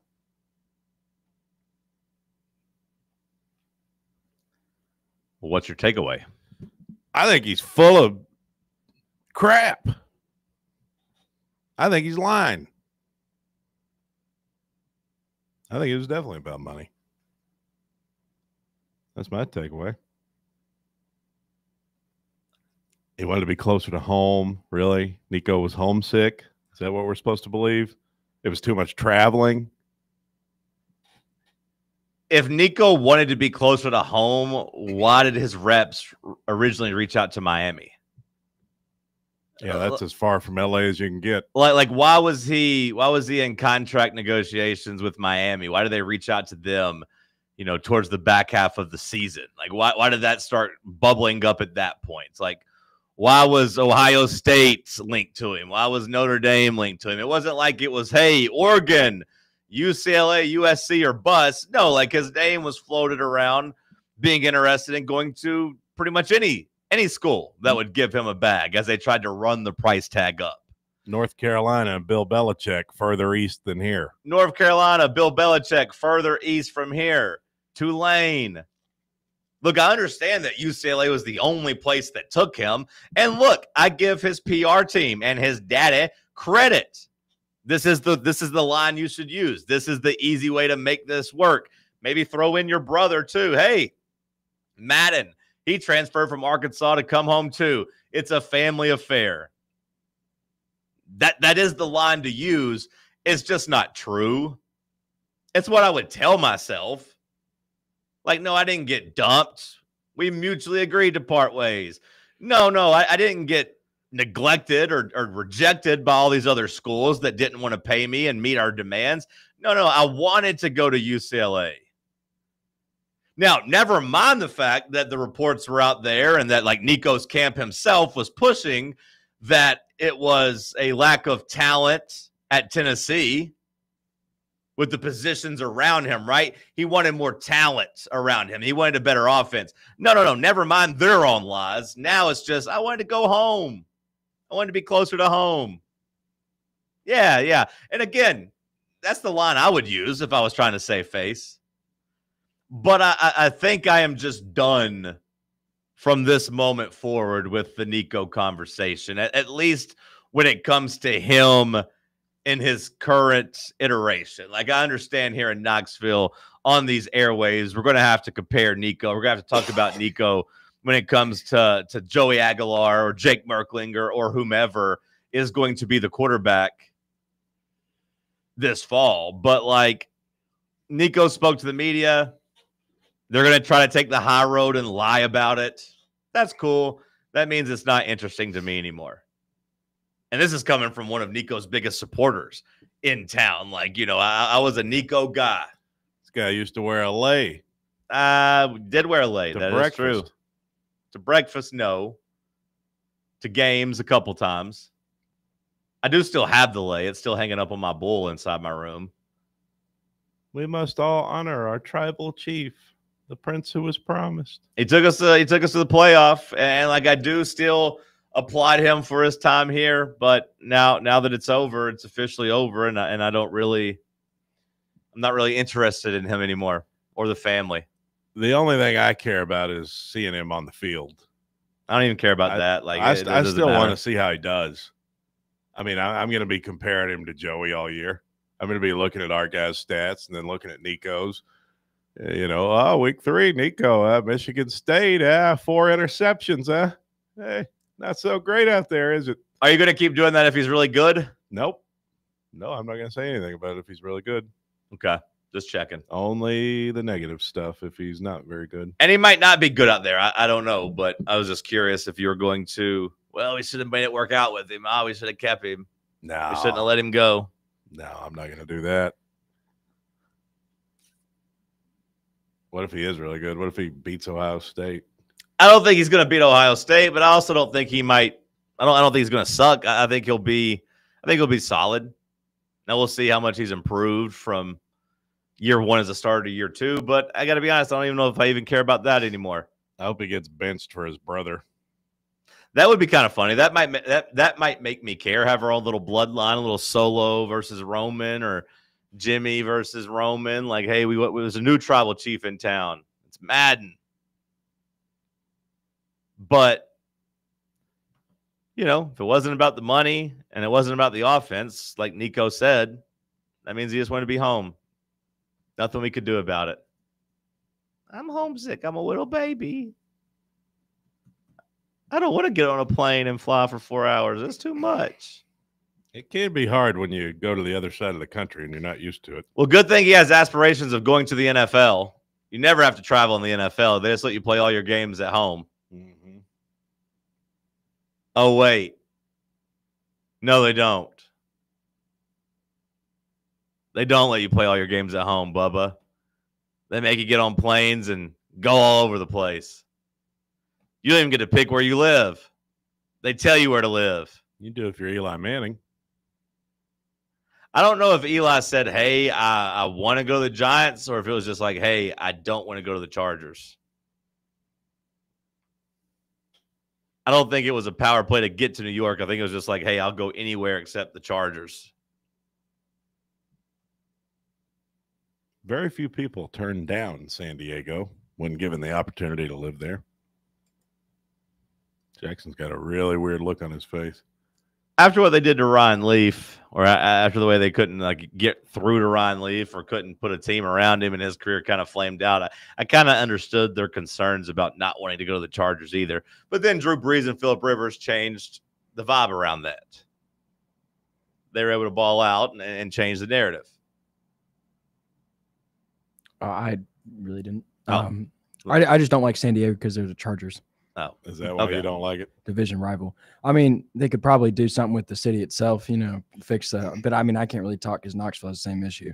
Yeah, you looked like you were poised to attack the microphone, so I was trying to get you in. He had a disgusted look. Yeah, and he was positioned. Right in front of the microphone too. I could think of several reasons why I personally wouldn't want to live in San Diego. I bet, even for millions of dollars. Yeah, like too Bubba, many of them. Bubba, yeah, not so much that, more of the homeless people on the streets and the high income tax.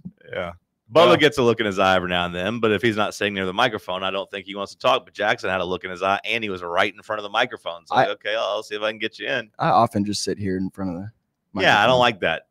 Very rarely can I see Bubba, and that makes me sad now. Don't do that, Jackson. If you swing, get centered up on the two screens there you got to deal with, and then when you lean to the microphone, then I know you want to talk. Mm-hmm. Unless we just want to go with that raise the hand situation, which is fine with me. If the P team wants to raise their hand when they want to talk, that'll work. Especially you, Jackson, because like I said, I can kind of see Bubba. We're kind of squared up. When Bubba's got something to say, I can tell. He gets real low in front of the microphone. Like that, exactly. And I go, Bubba, what you got to think? What you saying?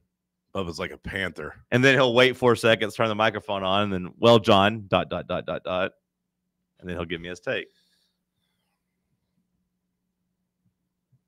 Yeah, the Chargers used to be in San Diego. Not anymore.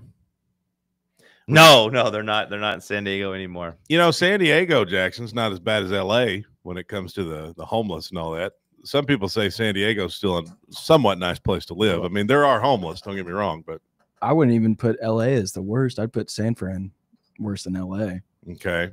So if we're talking strictly homeless, if we're talking number of homeless, I mean, LA does have a whole neighborhood called Skid Row. I haven't been to LA in a while. I've been to, I think, San Francisco more recently. They're more known for the feces on the street, I think, than that's kind of what they get. Unless, you know, the Chinese prime minister or whatever's coming to visit. And then it's beautiful. That is true. It is a rather beautiful place. Yeah.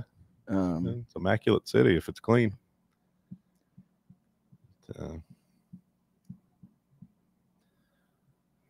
Yeah, I don't know. It'd have to be a pretty big NFL contract for me to not pull a Eli Manning. Really? You'd rather be in New York where there aren't any homeless?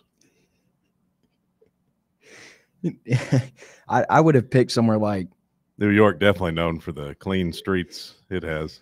I would have picked a franchise like Indianapolis or just somewhere in the middle of nowhere. Jackson wants to be near the good good folk. I don't think Indianapolis is in the middle of nowhere. Or around nothing. It's a pretty big city. When I said a middle, It's definitely around nothing. I just meant a smaller market team. Really. Credit to you for not saying Kansas City. Bubba, do you have any thoughts on Nico and his quotes? Do you care? Are you over it? Do you think he's a fraud? I could lie and say, I'm fired up for this, John. I'm fired up. That's fuel to the fire. Joey Aguilar better tear him a new one. Yeah. When they never play. Right. And even if they did play, it's not like the quarterback goes against the quarterback. Yeah. We could see him in a bowl game. I hope not. That's to heck with it. Put Joey Aguilar in some pads on the defensive side of things. We could see him in a bowl game. Would be pretty damn depressing. A couple of 6-6 teams. Yeah, that'd be really sad if we saw UCLA in a bowl game. I want it to happen now. What if it's the playoffs? That's a bowl win. I would celebrate. What if we're hosting a first-round game at Neyland? And well, let us play them in the Pop-Tart Bowl. Well, obviously, I would sign up that. It'd be scary if UCLA was good enough to be in the playoff, but I would sign up to be hosting them in Neyland. That would be really fun. That'd be really fun. Be really cool to host a home playoff game in Neyland. Yeah, don't know what that's like. I'd burn my lay. Yeah, we'd have a ceremonial lay burning. I still got mine, Bubba, just in case we have to have a burning. Just in case. I got it. How much those cost? How much do they cost? Like $10, $15. I don't know. Nothing crazy. I was planning on buying one for each of our uniforms this season before he transferred. Well, now he's gone. Yep. Now, last I checked, he's not even selling lays on his apparel site anymore. He's given up the apparel game. UCLA fans don't buy merch, brother. Yeah, they're too busy paying for their houses and the one game a year they'll go to. Joke's on you, UCLA fans, with all your good weather. Heavy state income tax. And your beautiful women and all those gorgeous women running around, all the famous celebrities running gas around, prices. The beach. Joke's on you. Legal marijuana. High cost of living. Ain't nothing like the cost of living high, brother. Now we should all wear cross necklaces. That seems like more of a Joey thing. Nah, I'm not going to do another quarterback gimmick. I'm not going to buy any of his merch. If he comes out and beats Georgia, I'll do something NIL-wise. He's got to do some like bandanas or something. Some bandanas? Yeah. Or I'm trying to think because it's like, what, Puerto Ricano? Okay, be careful, Bubba. Because it felt like that's where I felt you were going with the bandanas, but be careful. So I was trying to think because it's like the last. Oh, dale! Arriba la raza! You want him to come out and start screaming like Conan used to do as well? I mean, yeah, why not? Live the gimmick, brother. No, you can't live the gimmick. You're not a well-adjusted individual when you live the gimmick. It wasn't good for Hulkster. It wasn't good for Ric Flair. When you work yourself into a shoe, that's a work. That's a Undertaker. A work, whatever that. No, Undertaker used to do it, but Undertaker doesn't do it anymore. He goes out and does podcasts and does a damn one-man comedy show when he comes to town now. He's a reformed Christian man.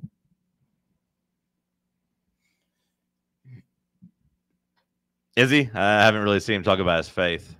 I just saw a thing where it's like, oh, Undertaker at this age getting baptized at this place or something like that. Oh, okay. Well, that's good for him. Or Good speaks for him. on his faith. I don't know if it was I think Hulk Hogan was a baptism.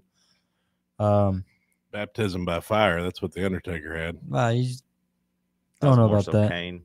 When he had to wrestle Kane. Now he gets to wrestle Chris Benoit. The Undertaker? No, Hulk Hogan, because they're both in hell.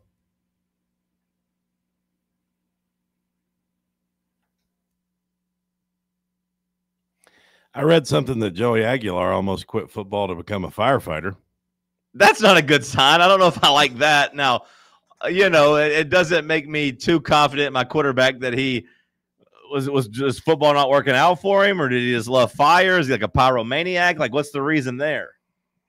David Ubbins says he almost quit football to become a firefighter, then became a star at App State and earned a spot at UCLA. Oh, yeah, when he was back at, like, Diablo Community College or whatever, he was like, this isn't Diablo. It's a good place to be a firefighter. Yeah. Then UCLA brought in Nico, and Joey Aguilar became the first unofficial quarterback trade in college football history. I can't actually. It's from the New York Times. Well, the Athletic. Yeah. I can't actually read it. They want you to pay them. The headline.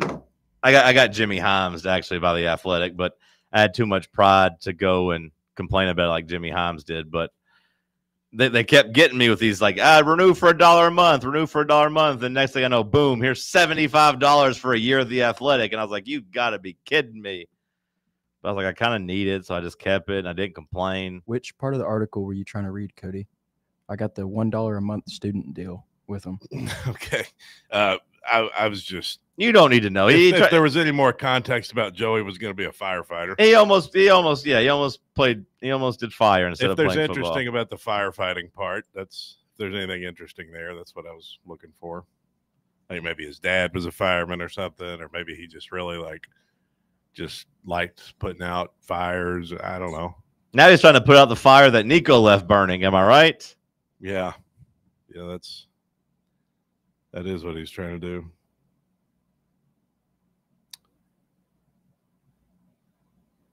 We'll see if he can accomplish it.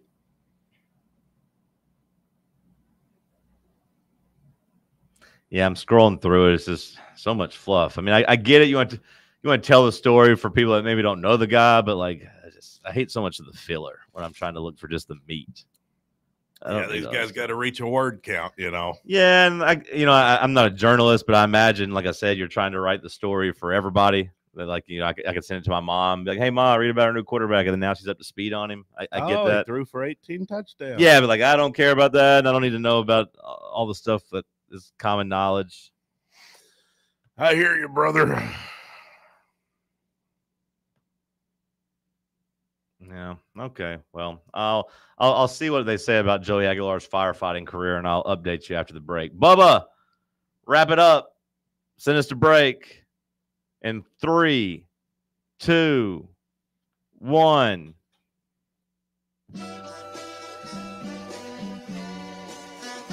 You're listening to FanRun Radio, the sports humans.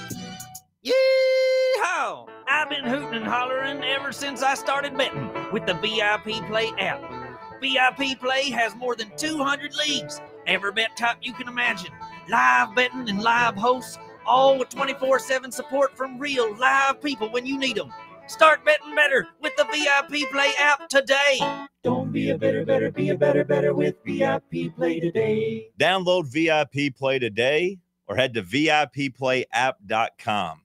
Make sure you use the promo code FANRUN to take advantage of their welcome bonus and so they know that we sent you. Gambling problem? Call 1-800-88-99789. Must be 21 or older and located in Tennessee to bet. Hey Knoxville, Surfside iced tea and vodka made with real brewed tea is only 100 calories, 2 grams of sugar with no bubbles and no troubles. That's right, zero carbonation, so it's easy to sip and enjoy. Headed to a game day or party at a friend's house? Bring an iced tea or lemonade variety pack from Surfside or try their green tea and new raspberry tea vodka. Find the can with the sunset stripes this season. Surfside iced tea and vodka, sold at bars, restaurants, and stores near you. Surfside iced tea and vodka, sunshine in a can. Must be 21 or older. Enjoy responsibly. This is Coach Josh Heupel. In football and life, you need a solid defense to protect what matters most. That's where Farm Bureau Insurance of Tennessee comes in. Score peace of mind with Farm Bureau Insurance, the official insurance of the Vols. They're your line of defense. FBITN.com. This is Baseball VFL Cody Brown. Farm Bureau Insurance is the official insurance of the Tennessee Vols. I'm here to be that line of defense for all your insurance needs. Give me a call at 865-992-3871 and go Vols. Citizens National Bank. Life is more fun with a Good Life checking account, offering extra benefits including bank travel. Join us for a trip to Mackinac Island for a stay at the beautiful Grand Hotel. Travel with us to southern Utah to witness the enormous, colorful, and unusual rock formations. Or join us on one of our many day trips. We're always on the go. Citizens National Bank. Banking never felt so good. Member FDIC. Knoxville, mark your calendars. FanRun Night at the ballpark is back. Join us Wednesday, August 6th at Covenant Health Park as the Knoxville Smokies take on Biloxi and we take over the stands. It's all-you-can-eat night, so make sure to bring your appetite. Plus, we're hooking up the fans with exclusive FanRun swag giveaways you won't want to miss. Come hang with the FanRun crew, rep your team, and enjoy a summer night of baseball, food, and fun. FanRun Night, August 6th. Be there. Yee-haw! I've been hooting and hollering ever since I started betting with the VIP Play app. VIP Play has more than 200 leagues, every bet type you can imagine, live betting and live hosts, all with 24/7 support from real live people when you need them.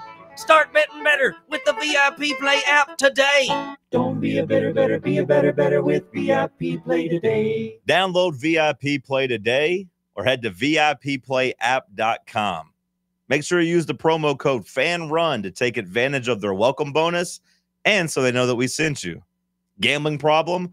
Call 1-800-8899-789. Must be 21 or older and located in Tennessee to bet.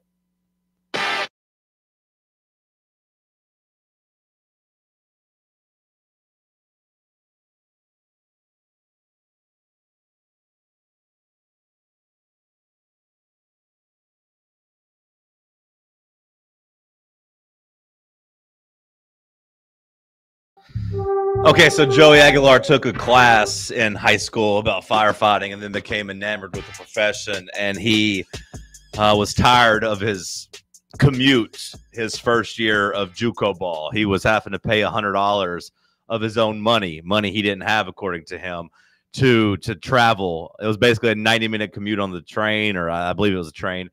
And he was, or a bus or something. I don't know. And it was a 90-minute commute. He'd leave at 6 a.m. in the morning and get back at 10 p.m. And he just was to redshirt at a small JUCO school. So he was like, should I just quit football and just go be a firefighter? But his family's like, no, man, stay patient, keep working. And then he transferred a little bit closer to Diablo College, which is only a 20-minute commute. And he got to play and then balled out a little bit and then got hurt, but came back and balled out and then got offers from Appy State and Coastal Carolina. And then he got to App State, and then App State he was just going to be the backup, but the starter then hurt his finger in camp. So Joey got to start. His first start was against North Carolina, and he liked sitting at the 4-yard line before games because that's his jersey number. So he was sitting there listening to one of his favorite songs about the grind and how far he's came, and he went out and played pretty well. But then he thought his career was over after last year, and last year didn't go very well for him. It was a tumultuous year at App State. He's like, my career's over. But then the Diego Pavia ruling, kind of ironically enough, set the stage for Tennessee to have a quarterback. So now he gets to play here. According to this report by The Athletic, roughly $1.2 million in NIL money to come to Tennessee. It was $2 million at UCLA. So he took a little bit of a haircut moving across the country. But, hey, cost of living, ain't I right? MAGA Jackson, high cost of living in California, a little bit easier here in Knoxville, so maybe he didn't lose that much money and the whole income tax thing. But, yeah, now he's getting ready to play, and now he's ready to ball out. I will say, though, we had it here in Knoxville with Zakai, right? We talked about Zakai Ziegler, and we loved the story of Zakai. We loved the player, but I think we loved the story as well. The guy that was, on the train just to find basketball. The guy that was out there taking care of himself, grinding for opportunities. Someone who gets it out of the mud. When you juxtapose that to the guy we just talked about, Nico Iamaleava, which one you want, Cody? Do you want the grinder, the guy that's been at the bottom, that's worked his way up, or do you want the 5-star superstar that prima donna that has kind of had everything handed to him? prima donna. Nico is the definition of a prima donna. I think almost everyone would say give them the grinder, give them the guy that got it out of the mud. Almost everyone would say that. So, reading this short article about Joey Aguilar, it does make him seem very easy to root for. It does seem very easy for him to come in and take over a locker room as a leader, or at least not be intimidated by the prospect of being a leader, because he's actually had struggle in his life. He's had struggle in his career. And he probably looks at Tennessee as a prize, honestly, like after where he's been and where he's played, the path he's been on, thinking his career was over multiple times, and just somehow he keeps surviving. Like, if you're him, you got an opportunity now to do something special. The article talks about his NFL prospects, and we'll cross that bridge when we get there. Let's see what he does in the SEC first. But at the very least, this is the biggest platform he's ever going to play football on. This is a golden opportunity to be at a prestigious program in a prestigious position. I know we're years removed from Peyton Manning, but hey, he's doing the same thing Peyton Manning used to do. It's a prestigious position that he is in at a big-time school, in front of a big-time fan base, getting to play in front of a big-time crowd on a big stage against SEC opponents. He's nationally relevant. So I do think Joey Aguilar probably feels like he has struck gold here. I imagine he didn't mind giving up the reported $800,000 or so to come to Tennessee for a chance to do something special. Some say it's the biggest stage you could possibly be on in terms of a home crowd, the best possible place to play. It is a nice come-up story from taking a bus or a train or whatever it was somewhere called Diablo Community College to now making $1.2 million with Tennessee. That's a pretty nice come-up for sticking with football. Sometimes things just work out, it's all part of the plan. Some people say everything happens for a reason, and maybe Joey believes that. There's some stats out there, man, that show that he's pretty good on the deep ball. Yeah. And if there was one quality that you'd want a Tennessee quarterback to have, would it not be can hit the deep ball?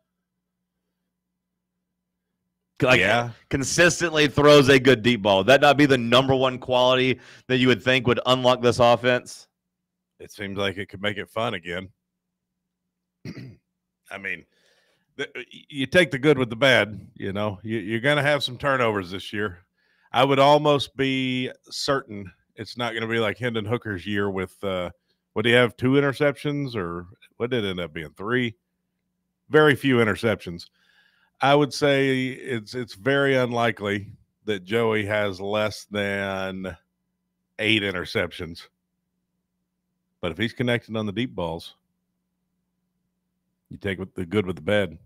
Frank writes in on YouTube. Shout out to the people watching on FanRun TV. Go like and subscribe. Did a Boo Carter SEC chat with Jesse Simonton, formerly of VolQuest and On3, one of those national college football voices. It's a pretty good listen if you want to listen after TalkSports is over. But Frank writes in, Nico didn't take us anywhere. It was that defense and our running game. Nico was bad.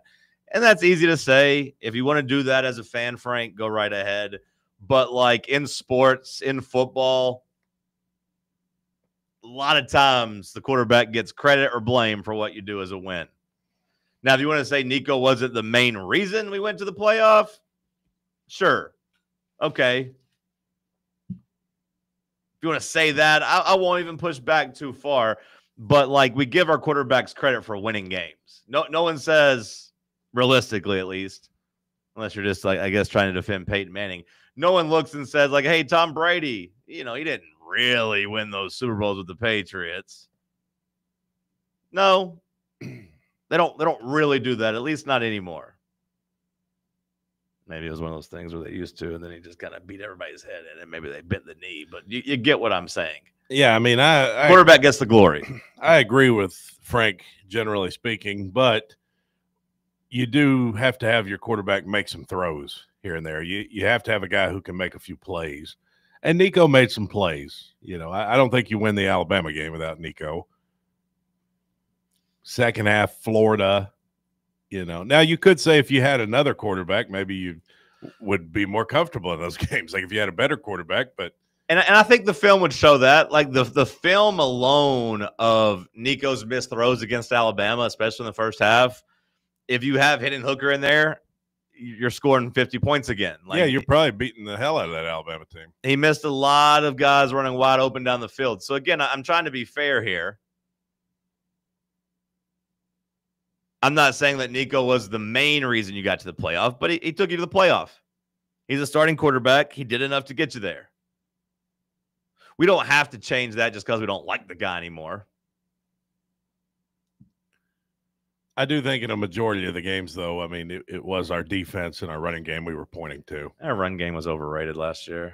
I know that's might be blasphemous to say, but like overrated. Yeah, when you look at like the actual like efficiency of the runs, I mean, we did get a lot of yards, but like we were banging our head against the wall, and part of the reasons we were getting shut out in first halves, it wasn't just Nico. You know what I mean? Like if the run game was so dominant, we have to kind of blame them for getting shut out in 3 first halves as well. Could also blame the play calling.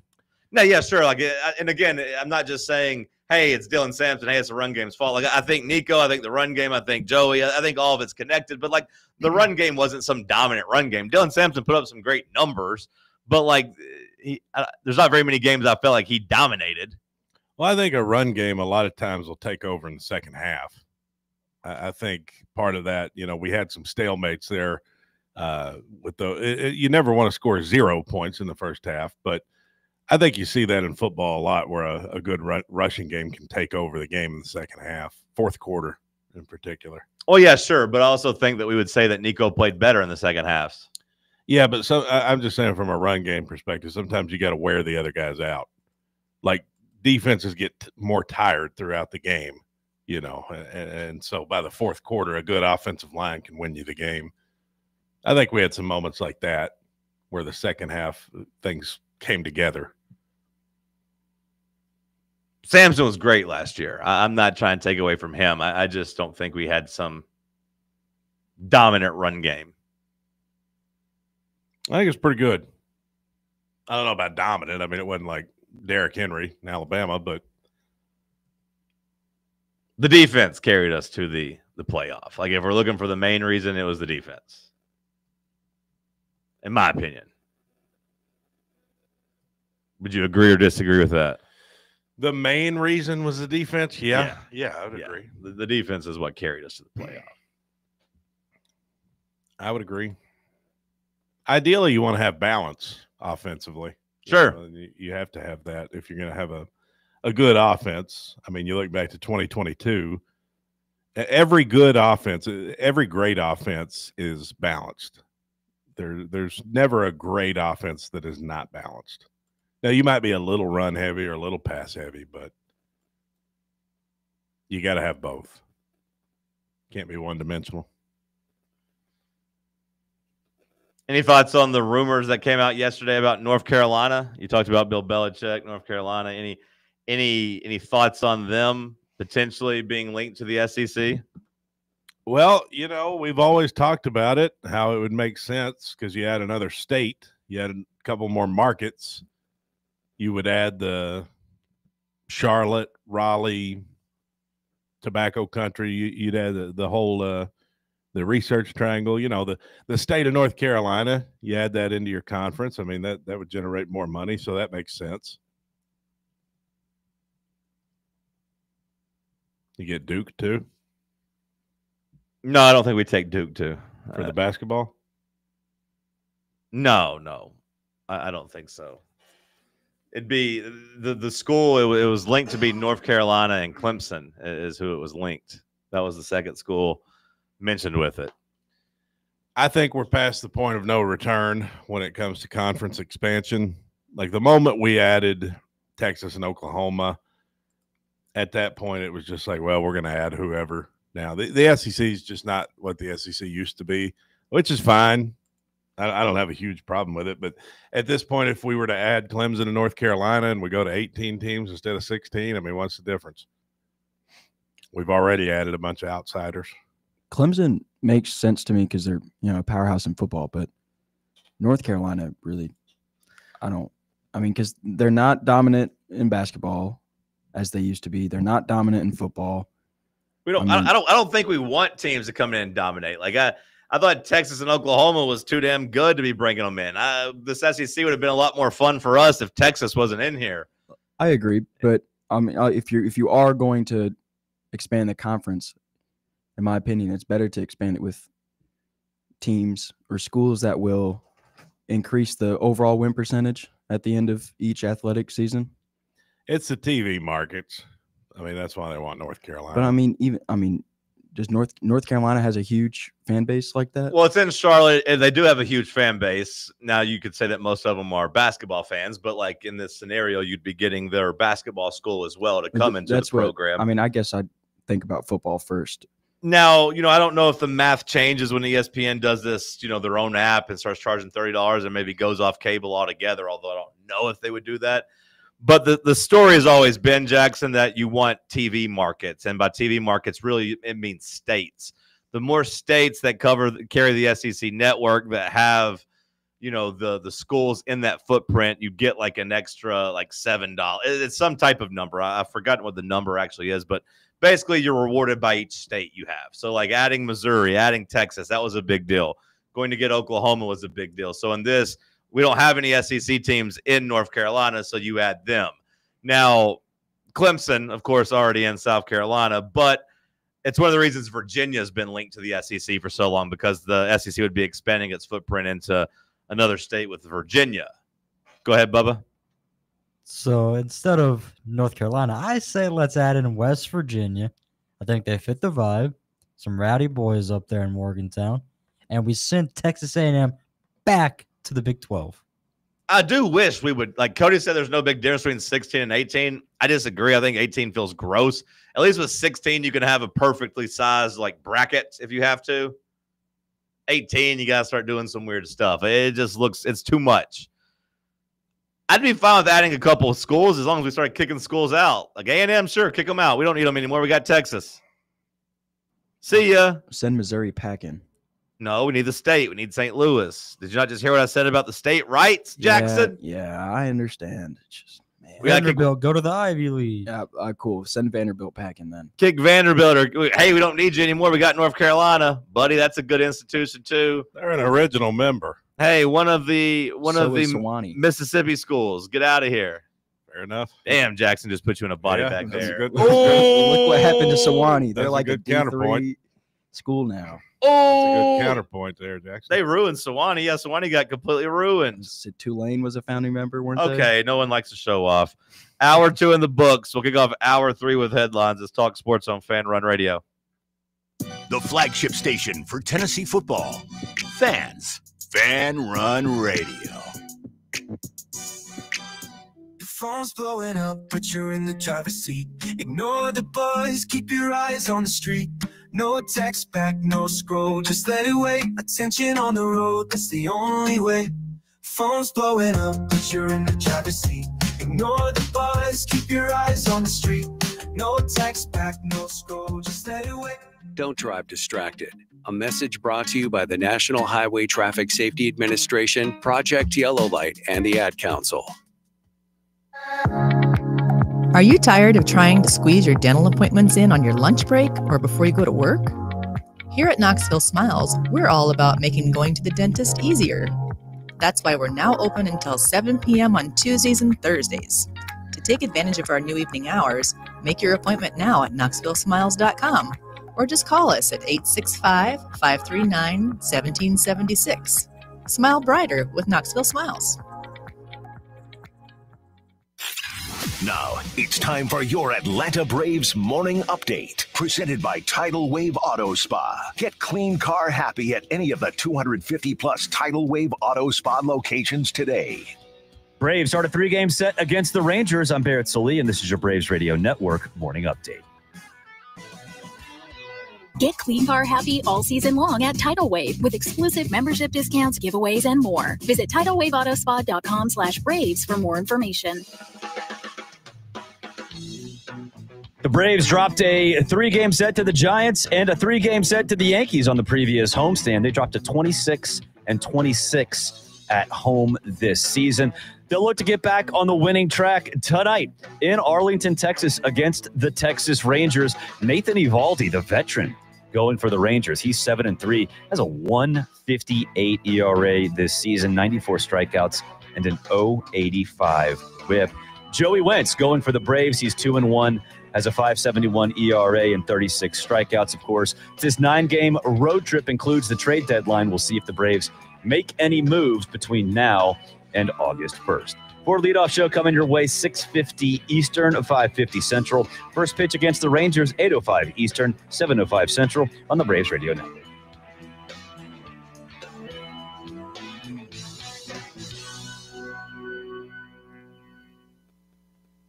A brand built in Tennessee and born from the love of the game, Inward Half revolutionizes golfing comfort. Crafted by a former pro and dedicated enthusiast just like you, our luxury performance wear guarantees you stay cool and comfortable through every swing and every day.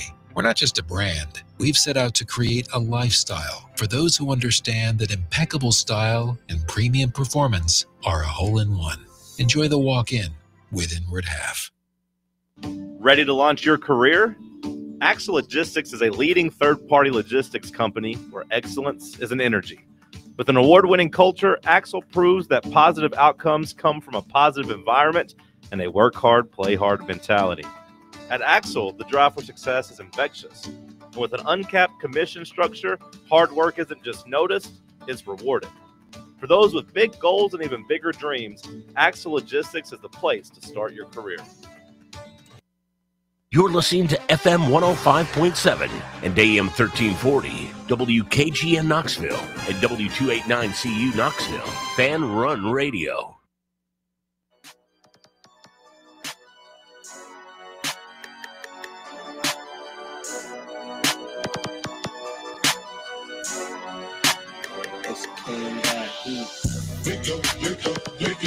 Talk Sports. Talk Sports. Talk Sports. Talk Sports. Talk Sports from 7 to 10. Overrated, underrated on Wednesday. FANRUN Radio, Talk Sports said, not in my house, I ain't talking to Kim, babe. John and Cody out here asking where the ops at. Tennessee volunteers here for combat. It's the Cherokee Ghost, John Reed and Cody doing everything we can to bring Rocky Top back. Talk Sports from 7 to 10. Never leave a witness, never leave loose ends. Nico ain't nothing but a nuisance. 2026, we making new friends. Talk Sports. Talk Sports. Talk Sports. Talk Sports. Wake up every morning. Hour number 3 kicking off here in the White Claw Hard Seltzer Studios. I want to remind you that here at SM Athletics, we have a Fan Run Friday going on. Come by and see us starting at 10 a.m. Just come pick up a free piece of Fan Run merchandise. Our small way of saying thank you, thank you, thank you for supporting the brand. Now go rep the brand while supplies last. If you show up at 3 o'clock and we ain't got nothing left, don't be like, well, you told me there was free merch. Well, you should have showed up a little bit earlier. Well, they're going to work, John. I understand, man. I'm sorry. Here's your money back. Oh, wait, it was free. Stop your yapping. Stop your complaining. Come by and see us, 10625 Checkerboard Lane. You can also just put SM Athletics into your GPS, and it'll bring you here as well. Come see us. 10 a.m., a little Fan Run Friday.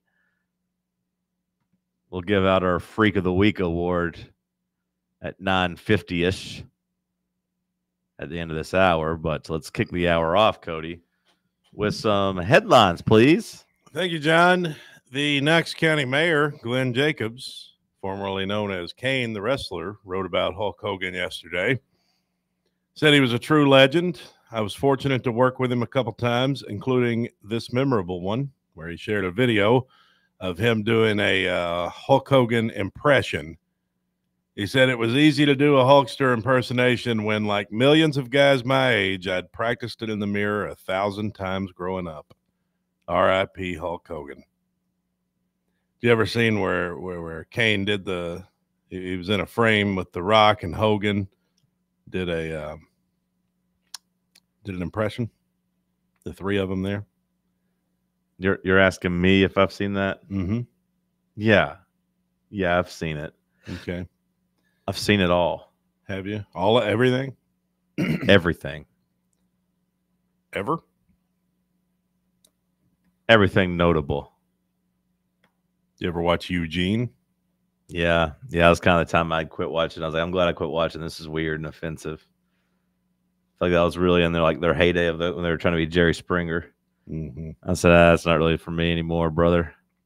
Hulk Hogan was kind of a hero figure with Eugene at that point in the storyline. From what I remember. It's a little shaky, but... Well, anyway, Reese Chapman is returning for Tennessee baseball for his senior season. The veteran outfielder will be back in 2026. Okay.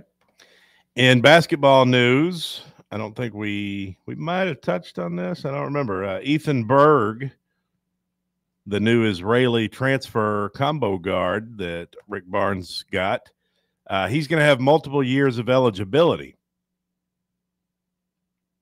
247 Sports' Ben McKee reported that he didn't know how many years he was going to get when he knew he'd have at least 1 year coming to Tennessee, but he wasn't sure what else he would have, and the NCAA apparently ruled that he will get 3 years. Not nitpicking you, so don't get mad. But let's good luck, because this is factually this is straight from 247. Here. Okay, now read it again to me, the whole thing.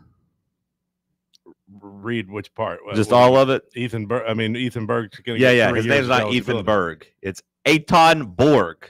Oh, okay, so that's what you were nitpicking. Eitan Borg is how he pronounced it. I thought you were going to nitpick my facts in the story. No.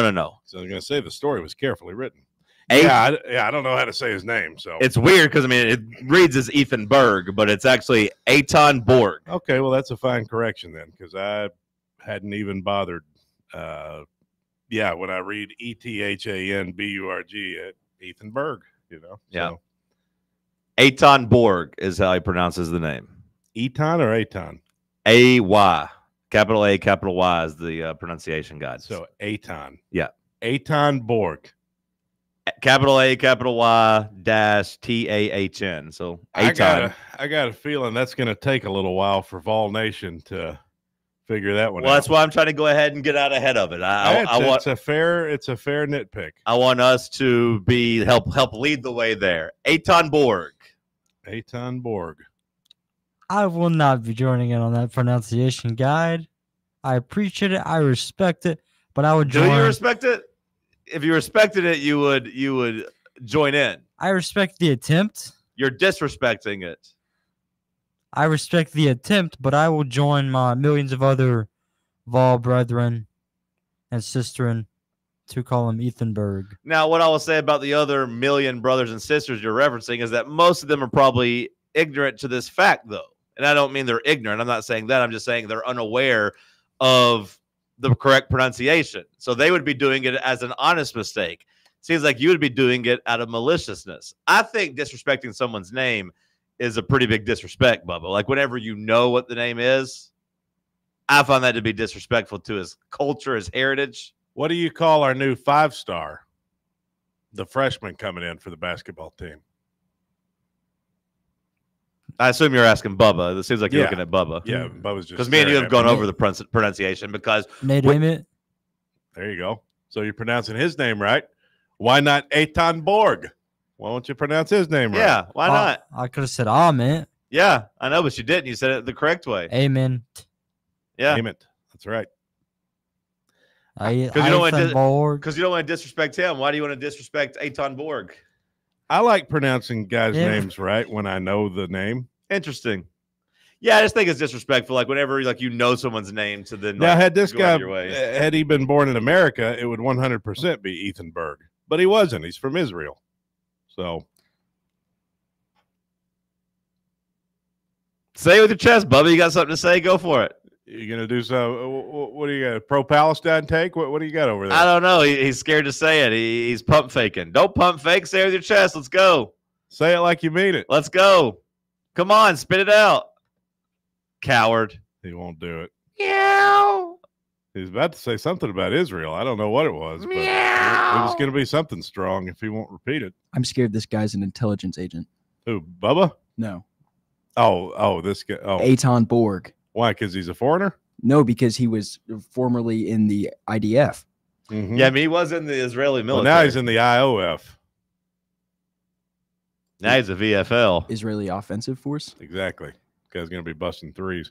3 years of eligibility, though. We'll see if he uses all 3 years of eligibility because he's going to be, already well into his 20s by the time the season starts. Depends on if he likes Waffle House or not. You should offer to take him and break bread with him. Get to know more about his culture and maybe learn how to say his name correctly, Bubba. And again, I wasn't trying to nitpick you, Cody. I was just trying to educate the audience. It's a fair critique. It's good to know his name because I would have been saying Ethan Berg for all year. And we don't need a Phil Keenan repeat. Well, that was a bit. Let's see what else we got. Aaron Rodgers opens Steelers camp and immediately throws an interception. Yeah, the very first pass, an interception. He said it was good to get it out of the way. Yeah, sure, man. Just going to be that one, I'm sure. It's good to get it out of the way. Anybody that's watched me practice over the years, you like to try certain throws at certain times. And anybody that's watched me in games knows I've been pretty stellar taking care of the football over the years. It's going to be a good challenge for me throwing in this heat every single day. I look forward to it, but I'm going to throw some picks. Hey, some touchdowns too. All right, Brett Favre. Justin Fields dislocated his toe. Ouchie. The Raiders are releasing Christian Wilkins, and the NFL Players Association is filing a grievance over it. Well, because they are releasing him with a designation that basically says he did not take care of his body during the offseason last year trying to rehab a foot injury, said basically he neglected his duties as a professional, and they're trying to void his $35 million contract. He's got $35 million left on his deal, and they're trying to get off the hook for it. So the PA is like, not going to do that, brother. Hold your horses. I'll sign for one. You'll sign for one? Yeah. What are you going to do? Whatever he could. Michigan not committing to Bryce Underwood yet as its starting quarterback. Yeah, that's fine. I think all these guys should go in here and battle. I second Bubba. I'll sign on to whatever off-season thing he needed to do that he couldn't do for millions of dollars. The two of you combined couldn't do what an NFL defensive tackle does. I don't know. I go to the gym every day. You're 140 pounds. I'm 165 pounds. Soaking wet. No, that's when I wake up. So that's like pure. You're soaking wet when you wake up? No, You a water park? You and Bubba together couldn't do what Christian Wilkins does. Is who a water park? Jackson's woman. Jackson got him a woman. We established yesterday that does not exist. Not until marriage. He'll find him one. But I think I'm working on it. Dead wrong. Well, brother, you see here, you put me in that ring of fire against whichever defensive end out there, whichever offensive tackle. This is maybe the absolute worst Hulk Hogan impression I've ever heard. Bubba not great on the mic either. That sushi you brother gave me. That is one of the absolute worst. Now you said Hogan was bad on the mic. What if he sounded like that? Yeah, it wouldn't have worked. I I will say at least he was better than Bubba. Give the guy a little credit. Listen, Mean Gene. Listen here, Mean John. That sounds more like the Macho Man. Are you trying to do a Macho Man or are you doing Hogan? Now I'm confused. It sounds like one of those sick kids in the hospital Hogan visited. He's doing Macho Hogan. I don't know what the hell's going on here. There's guys like you, and there's guys like me, brother. It's getting worse. Well, I, for one, took all of the comments from you guys and the viewers to heart yesterday, and I'm actively searching for a woman. Nice. Are you doing it online? Yeah, I'm doing everything. That just means you're going to settle for whatever fits your criteria. That's gonna be bad. Listen, I never settle. All right, I'll go home empty-handed before I settle. I can't wait to see what you you end up with here. Yeah, it'll be interesting. I think I'm going to go try out the bars tonight. What have you tried any lines yet? You got any lines you're going to come up with, or you got I'm not much of a pickup line guy. Just through the basic like the introduction. Hey, babe, that casserole's not going to bake itself. I mean, I don't know. Find something, what she's wearing or something to start a conversation. Yeah, you put on those pants yourself. Hey, was that Rodney Dangerfield? Who is that supposed to be? I'm gonna ask a girl that tonight if she put the pants on herself. Is that a Rodney Dangerfield joke? Like where did that come from? I get no respect. I get no respect, Johnny. I tell you, I get no respect. Now that's an impression right there. I get no respect. I don't know how deep it would be. I feel like Cody may be only able to say that. He gets no respect. Maybe a joke about a wife. I don't know, but my wife. I tell you, Johnny, my wife. You know, I was so poor. My rich aunt died. In the will, I owed her $20. Nobody had punchlines like Rodney. He was awesome. R.I.P. That's a real legend who died. My psychiatrist told me I'm going crazy. I said, if you don't mind, I'd like a second opinion. He said, all right, you're ugly too. Do the one about his wife likes talking during sex. So much she even called me last night from the motel. Say that one. I don't know the whole thing. I tell you about my wife. She likes to talk during sex. Last night she called me from a motel. I tell you, my whole life, Johnny, all I know is rejection. When I was a kid, my yo-yo, it never came back. I feel like it'd be better if it was a boomerang. But I guess the yo-yo is supposed to come back too. I like the story of Rodney Dangerfield. The one Eddie Murphy tells about basically, he looked up to Rodney. They were somewhere together as Eddie was starting out, and Eddie went up there and did like his vulgar set, and Rodney's like, that's not gonna work. He's like, you got to be a little bit more family friendly. You got to do this, this, and this. And then like a couple years later, Murphy is, of course, a megastar selling out arenas, and he said Dangerfield came. I was like, what do I know? What do I know? Yeah, what do I know? I know how to make a girl say yes. I ask her, am I bothering you? I don't think that's an impression anymore. That's a good one. What do you mean? What do you mean by that? I think he's saying that you bother women. I think is the implication there.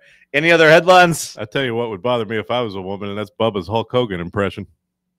Nah, no more headlines. That's enough. Any other Rodney Dangerfield jokes?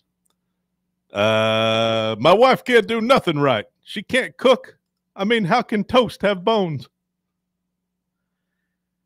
I wonder if he actually loved his wife. Was he actually married? Did he have a woman? I don't know. It'd be tough to hear that. I don't know. I don't know. It's funny, though.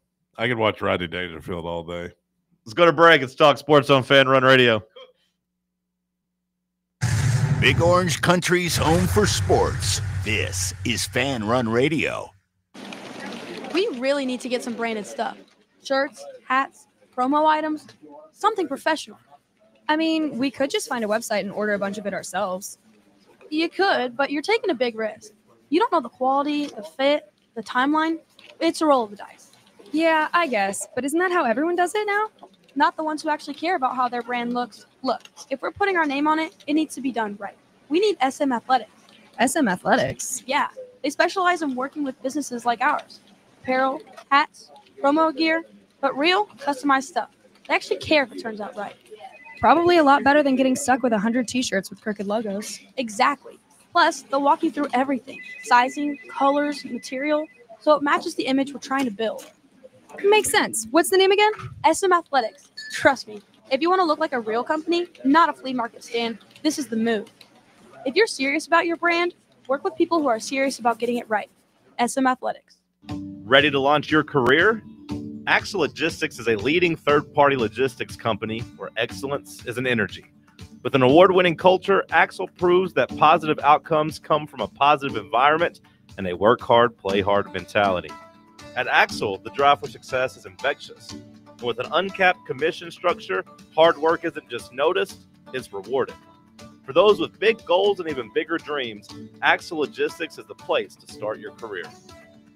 Hey, this is your boy, Thomas Miles, nephew Tommy. Fellas, let's get real for a second. Erectile dysfunction isn't just physical. It can mess with your head, your confidence, and even your relationship. But guess what? There is hope. Men's Pro Knoxville has helped men right here in our community get their confidence back. They got a team of licensed medical providers who find a way to get results. Powerful, lesser-known treatments for mild to moderate ED could have you performing like you haven't in years, or helping you stay performing. And listen, pills don't work for everybody. Maybe they stop working or the side effects weren't worth it. Men's Pro Knoxville builds a plan around you. Your consultation is just $99.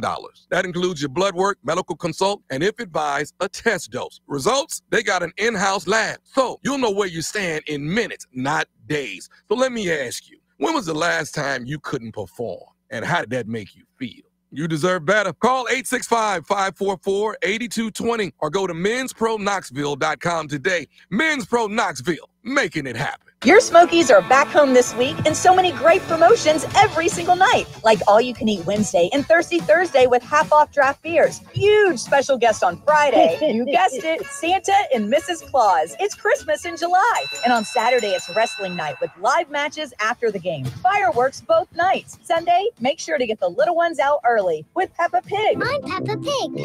Grab your tickets now at SmokiesBaseball.com. Hey there, everybody. My name is Linda, and Talk Sports is my favorite radio show because them boys give me what I need. They don't pull any punches. They tell it like it is, and they're so funny. John's voice is sexy, and Cody reminds me so much of my late brother Donnie. It just warms my heart. Listen from 7 to 10 every weekday here on FANRUN Radio.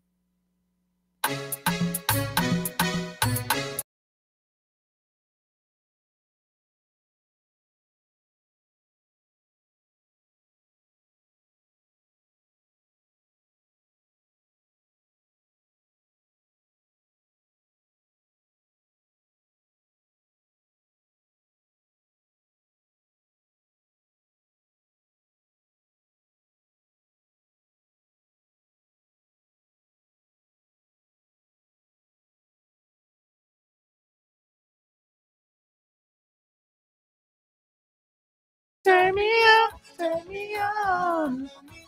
I had to go shake my ass to this song. I don't like when you say that. Yeah, I know. I don't really like it either. You ain't got no ass. I don't know if that's true. Is that true? I don't know. I just said that. I mean, I don't think I have like a dump truck or anything, but I don't think it's like flat. I've been doing some squats and stuff. I mean, I think I got a little bit of butt. Who do you think's got the biggest ass at the station? Don't raise your hand, Jackson. Everybody knows it's not you.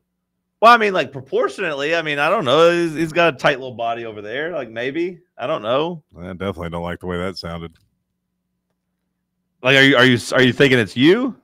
No, it's something I get that like my friends would use to poke fun at me in high school. They call him Bubble Butt? Something along those lines, yeah. He got a donk, is that what they'd say about you? They just make a bunch of comments. So yeah. That's HR. That's something I would raise my hand and proudly say. HR don't exist anymore, Bubba, after that astronomer situation. That woman resigned, by the way. I saw yesterday she had officially resigned. The CEO, he went first, but she's also officially done. which you kind of saw coming. Yeah, it's a tough gig. It's a tough gig to be in HR. She officially resigned, though? Yeah. Does she say where she's going? I mean, I guess they don't really know where they're going yet, right? They ain't got a job or nothing yet. Probably going to wreck somebody else's home. They're going on a honeymoon. I mean, you might as well stay together, right? Might as well make it worth it at this point. Or do you think they hate each other because both their lives might now be ruined? It's a fair question. I don't know what the answer is there. It's a fair question. I don't know how I would feel. You would hold some resentment probably, but I don't know. Who feels worse? Who's more angry at the other? I mean, the CEO has to be the one that's mad, right? He's the one that. It's got to really suck having to resign from a company that you are in charge of. Well, yeah, it would. Now, I don't know if he created it or nothing. I don't think he created the company, but it would suck to go from CEO making millions of dollars to not making that money. And if you resign, I mean, I don't know the exact rules. I'm not in the corporate world, but if you resign amid turmoil and like disgrace, probably had to get rid of all his employee stock. Yeah, like does he get like some type of golden parachute on the way out as someone who is, resigning because of disgrace that he brought upon himself and the company?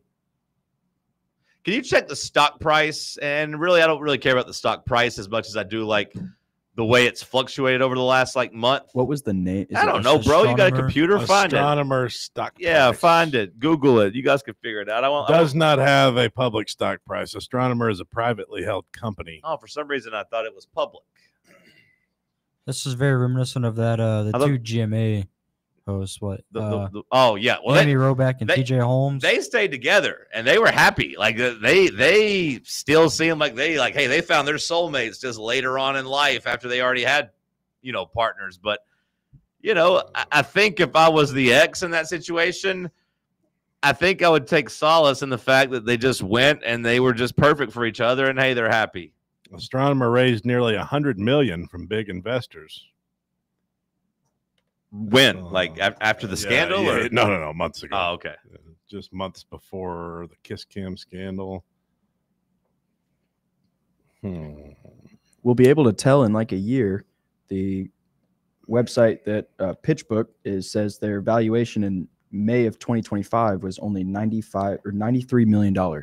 Again, I'm not the smartest when it comes to this stuff, and maybe I just misread some stuff on the internet, but I saw people talking about like their shareholders. So like if you're a private company, you don't really have any. I think it's all controlled by, the people who own the company, like the board of representatives of that company. Board of directors. Yeah. They're talking about. I believe when it's a private company, they control. Right. And there's employees have stock too. Well, yeah, I just mean like people are talking about like being beholden to the shareholders, but like if you're private, you don't have to be beholden to the shareholders. Like when Vince McMahon got in trouble, to continue the wrestling theme, like when he got in trouble, it's like, hey man, he's out of here because it's a publicly traded company and he's facing like FCC or not FCC, FDC. What the hell is it? What are you talking about? Like the SEC. I had to get there with my acronyms. The Securities and Exchange Commission. Yeah, like when Vince McMahon got in trouble, like they were able to come in and be like, "Hey, brother, like whenever we caught you giving out payments of company money to your women that you were sexually assaulting, once you were writing that off as like public, like as funds for the company, as business expenses, now it becomes like fraud. Now you're in trouble with the SEC because you're moving around money in this publicly traded company. That's illegal." Yeah, it's a sticky situation for sure. Real mess. So they resigned, huh? I mean, I knew the guy did, but the woman has as well. Yeah, I guess they can just run off into the sunset now and have a great affair. You know what I would say, and I'm not here to give this guy advice. He could take it or leave it, but what I would say is, brother, like now that these millions of dollars ain't coming in as a CEO anymore, you better try to make your old lady at home.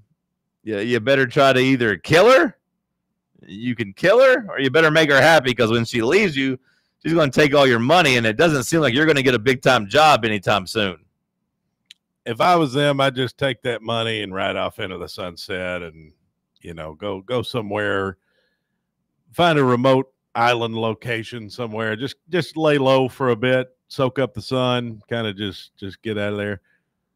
Word to Sheryl Crow, am I right? Yeah, speaking of soaking things up, do you see Bubba the Love Sponge regrets not making up with his ex-pal Hulk Hogan, who made the sex tape with his wife? Bubba the Love Sponge says issues were mostly my fault. No, the issues weren't your fault. He had sex with your wife in your house. That seems like Hulk's fault, no? Now, I mean, if he wants to go back and say, hey, I wasn't being a good husband to my wife and, I drove her into the arms of another man, okay, I'll listen to him talk about that. But, like, it didn't have to be Hulk Hogan's arms. He said he was heartbroken to hear of Terry's passing. Well, that's a good friend there.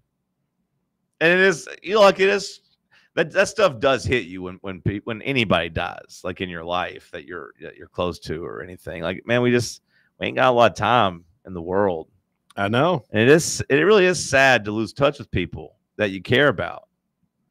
Especially like if there's ill will. Like, there ain't gotta be ill will. Just you guys can go your separate ways. You ain't gotta be close, but right. Like, imagine if William died today. You'd probably have some regrets, all the mean things you've done and said. What? With William. What would I have regrets about? I don't know. Just maybe that you were nice. Should have been nicer. You've said way worse things about William during the time of his time at the company than I have. Not to him. Well, no, you're a coward that just talks about people behind their back and then acts like you don't say it whenever you're called to the carpet about it. But like, no, plausible deniability. I say it to their face, and I don't say anything mean. The stuff you said about William was mean, and I used to have to defend him. Like, hey, come on, don't say that about him. He's a good kid. I never said anything mean. Bubba, as a radio personality named Bubba, do you feel inferior in some ways to Bubba the Love Sponge? One of the great all-time radio personalities? I mean, or were you inspired by him? If I was inspired by him, I'd say I'm Bubba the Love Spuff to try to, piggyback off of his controversial. You said you'd be what? Bubba the what? Love Spuff. Spuff? Yeah, SPUFF. Like what is spuff? Just a different way to say spoof. Oh, I was thinking. I don't know. It's a play on. It probably doesn't exist. I hope it doesn't exist. Well, whenever you were saying, I thought you were going to say that you're the Love Spud, like potato. Love potato. We could throw one of those in there. Yeah, the Love Spud. I kind of like it. But this guy has too much negative energy about him. Bubba, yeah. I don't really know much about him other than Hulk Hogan having sex with his wife, but maybe you will be the love guy whenever you, Jackson, and Cody hit up Cool Beans tonight and take your chances. Neither will I. If I can find that Magic Johnson. I will be at the Half Barrel. Oh, there you go, Cody. You, Bubba, and Jackson at Half Barrel, just looking for love. I hope this works. Cody, would you like to go tonight? My friend from Oxford is in town with whose grandparents own the castle. Well, there you go. You can get some friends in high favor. Any women or he's got money. He'll buy the women for you. Yeah, facts. You? Yeah. I was trying to set you up, Bubba. I said hold. Do you know what this means? Like, I know we're talking through a glass, but this is a universal sign, Cody, for hold. Like, this means stop. And I was going to say, Jackson, Cody, I was going to say, be out there with the castle guy. He said, was there any women? I was like, no, it'll just be the rich friend, Jackson, Cody, and Bubba, to which Bubba would then say, I'm not going to be here. I was trying to set it up. Get on the same page with me, producer. I'm a professional here. I was taking you there. I think he thought you were trying to give him a high five. No. I thought he just told me to wait a little bit. I was saying to wait a little bit. Yes. And then I bypassed the stop sign. And yes. I kept going. Thrown out at home. You ruined it. We're trying to make magic here. These are my hand signals. What was that one? What was the middle one there? I don't, I just, when you know. Like, if you can pick up on it, you can pick up on it. But, I was trying to get you there. Oh, Taylor Swift? If you know, you know. I watched the Taylor Swift video last night of her doing Fire and Rain with James Taylor. I miss Harambe says, if my wife sponges up another man, I'm not making friends with the fella. They were already friends. Yeah, see, that's what I was going to say. I think it's different if you're already friends. Like, they said they were best friends. Like, which makes it a worse sin. But at the same time, I've never. At the same time, you don't want them to be dead before you can make up with them. Hulk Hogan, again, big time liar. On top of being maybe a racist and just a scumbag of a person, but like also just a big time liar. But he tells everybody that him and Macho Man made up before Macho Man died, but nobody really believes it because those two hate each other. I think if a guy be a man, Terry, fight me. That was a bad Macho Man. Hold on. Oh yeah, fight me, Terry. That's not. Oh, John. No, that's not much better. No. That's not so Macho Man. Power, lack of Macho Man. Now the cream rises. No, snap into a Slim Jim, brother. No. Oh yeah, the Macho Man, Randy Savage. Here we go. Fight me, Terry. You're running around with the Hulk Hogan name, but you're a coward, Terry. Fight me in a celebrity boxing match. We'll put all the money up to charity. But you won't do it, will ya? You won't fight me. You got everyone fooled with your gimmick, but you ain't a tough guy in real life. Put up the money for the kids, Terry. Did you know that? Macho Man challenged him to an actual real fight. No, I didn't know that. Yeah, because Macho Man hurting my ears. Macho Man hated him in real life and said he was a coward and said, "Fight me, Terry." He wouldn't fight him. No, he wouldn't fight him. We'll put up $1 million to the kids. What's the matter? You don't want to help sick kids, Terry? You say take your vitamins and say your prayers. Well, now you can give some money for the kids if you fight me. But Hulk Hogan went around and tried to tell everybody they actually made up, but everyone's like, I don't believe it. We don't believe it. I think if a guy banged my wife, I'd feel really good the day he died. I think I'd feel really good. Like to have outlived the guy, I'd be like, yeah, now you're dead. Now we can acknowledge that like the impression got a little bit better at the end, right? Like I know it was a rough start, but I do feel like I kind of found it, right? I just hope Bubba had your mic level right because it really hurt my ears. Yeah, you got to keep an eye on those mic levels. The new mics over here, we upgrade our mics, so you got to keep a real eye on that. Make sure I'm not hitting the red. It kept peaking every time you try to start the impression, and then whenever you talk normal, it'd go all the way down. Produce, brother. Slide the sliders. You ain't just over there to play music and click buttons. Slide.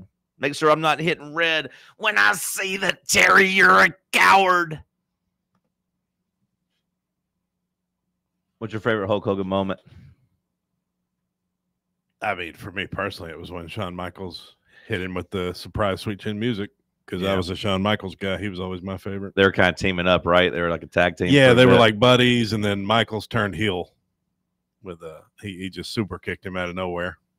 It was like somewhere around 2005. Yeah, no, I know. It led to their SummerSlam match. Right. Foster says that was just as bad as Bubba's Hogan impression. That's not true.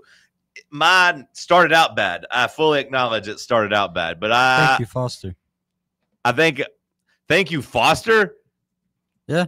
You're thanking Foster for telling you how bad your impression was? Yeah, but he drug you down into my level, John. Crabs in a bucket. Misery loves company. Crabs in a bucket. That's a bad mentality to have. But that was wimpish, man. I acknowledge that it started out bad, but it got better as it went on. I found it as it went on. Just for the record. Anybody that knows the Macho Man would agree that I found it as it went on. But again, started out terribly, just as bad as Bubba's Hulk Hogan. For sure. But by the end, it was better. John, what was your favorite Hulk Hogan moment? My favorite Hulk Hogan moment / Terry Bollea moment was him suing Gawker and then having to go to the stands and admit he did not have a 10-inch penis on record, that was Hulk Hogan who had the 10-inch penis, not him. I thought that was pretty funny that he was so caught up in his gimmick that he showed up in court. Now, you knew that he was Terry Bollea when he showed up in court, Bubba, because he was wearing a black do-rag and a black shirt. It wasn't the yellow and red. And I love that he had to go on record and be like, no, I don't have a 10-inch penis. Hulk Hogan does. Mine's not that size. It's much smaller. Today would have been a great day to play that rejoin. Yep, it would have. You would think somebody over there would have connected the dots after I gave him a compliment yesterday about it. I miss Harambe. Macho Man couldn't even beat up Peter Parker, much less the Hulkster. Yeah, but, he got to cross over. He got to cross over and be in Spider-Man. He did get to cross over. Snap into a Slim Jim. I don't like Slim Jims. Jackson, you got a favorite Hulk Hogan memory? Not really, but my grandpa texted me yesterday that an American icon had passed away, and I didn't know who he was referring to at first. Do you know who Hulk Hogan is? Yeah, I know who Hulk Hogan is, but he referred to him as an American icon. Do you want to give your Hulk Hogan impression? I don't think I could do one. Let's just see what you got. Come on. Try it. What does Hulk Hogan say? You don't know what Hulk Hogan, do you know what he sounds like? Brother. You got to mix in brother a couple times. Usually it starts with "let me tell you something, brother," so he can stop and think about. Let me tell you something, brother. That's better than Bubba's. Now try Macho Man. Let's hear a Macho Man. I don't know Macho Man. Just based off how I did it, let's hear a Macho Man. I know yours was bad, man. I tuned that out. My ears were hurting from the not because of your impression, but because of the sound. I can't do a Hulk Hogan impression, but I can do a Terry Bollea impression. Okay. There's way too many of these around here. Dang it. Cody stole my, because I was going to say Jackson's favorite moment from Mr. Hulk Hogan or Terry Bollea was when he said, Hulk Hogan had some very strong opinions about who he wanted his daughter to date. I have seen those. There's been of course you have. A screenshot going around, or not a screenshot, but a kind of a viral picture with some words on it going around in a lot of places about Hulk Hogan's daughter dating an 8-foot black man. My favorite Terry Bollea impression.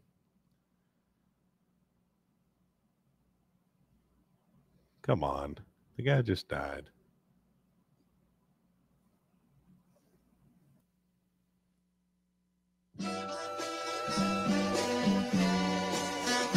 You're listening to FANRUN Radio, the sports humans. Rickard Ridge Barbecue, located in beautiful Cove Lake State Park. Rickard Ridge is home of the best ribs in the volunteer state. Smoked daily by pitmaster Mark Rickard. The barbecue at Rickard Ridge is mouth-watering, fall-off-the-bone delicious. Take the scenic drive up I-75 to exit 134. For directions and to look at the rest of the menu, visit Rickard Ridge online at rickardridgebbq.com.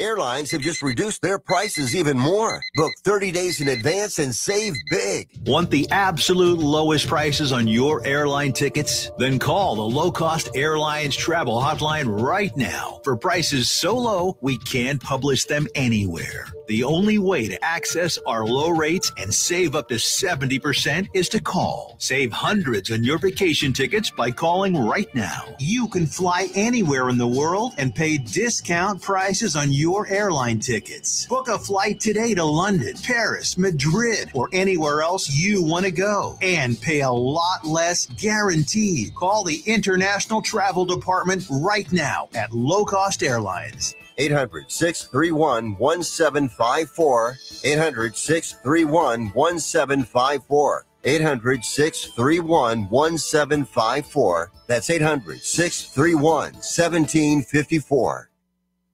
Blackford Veterinary Surgery Referral specializes in surgeries not regularly performed by your pet's general veterinarian. They're currently accepting referrals from vets all across the country. With their newly renovated state-of-the-art surgery center and highly trained staff, clients can rely on professional and thorough care. If your vet says that your pet needs surgery or rehab, ask for a referral to Blackford Vet and let them get your best friend back on its feet. Located conveniently in West Knoxville. For more information, visit blackfordvetsurgery.com. Yee-haw! I've been hooting and hollering ever since I started betting with the VIP Play app. VIP Play has more than 200 leagues, every bet type you can imagine, live betting and live hosts, all with 24/7 support from real live people when you need them. Start betting better with the VIP Play app today. Don't be a better, be a better with VIP Play today. Download VIP Play today or head to VIPPlayApp.com. Make sure you use the promo code FANRUN to take advantage of their welcome bonus and so they know that we sent you. Gambling problem? Call 1-800-8899-9789. Must be 21 or older and located in Tennessee to bet.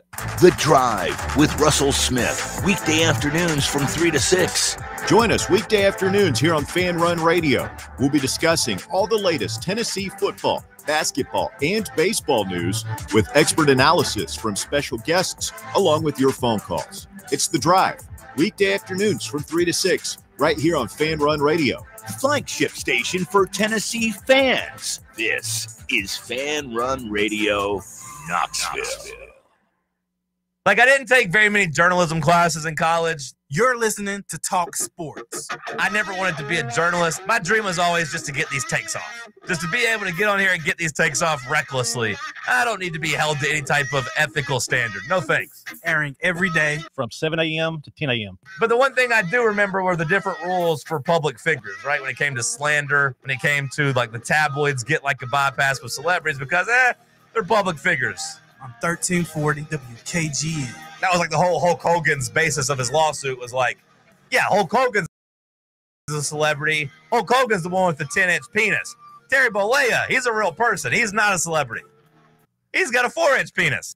Well, it's not mine because mine isn't that size, but we were discussing the length of Hulk Hogan's. I do not have a 10-inch penis. No, I do not. I am a real American.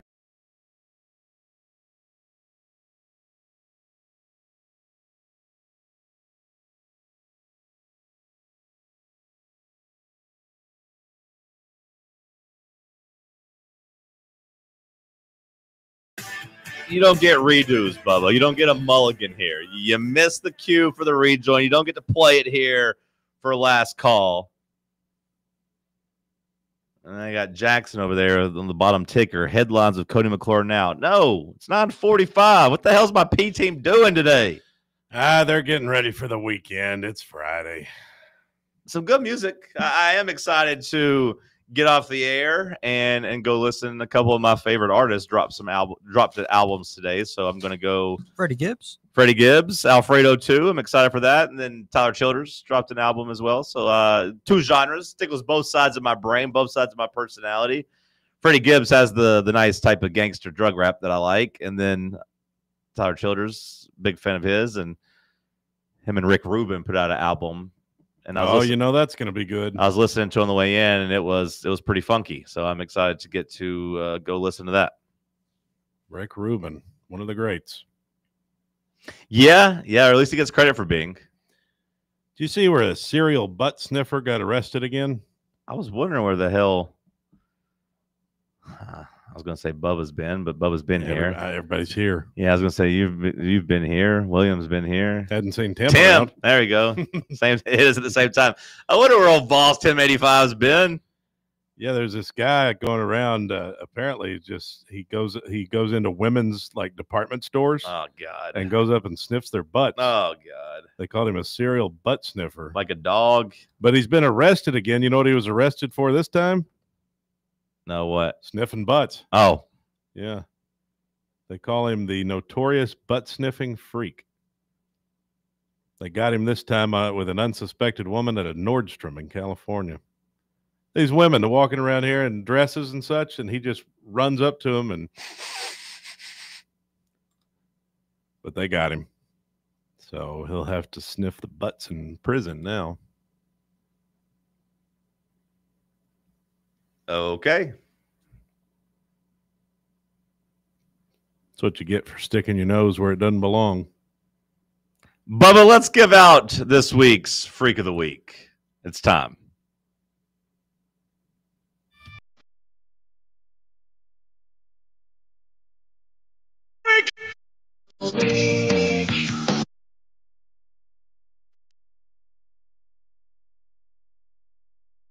All right, let's give out this Freak of the Week.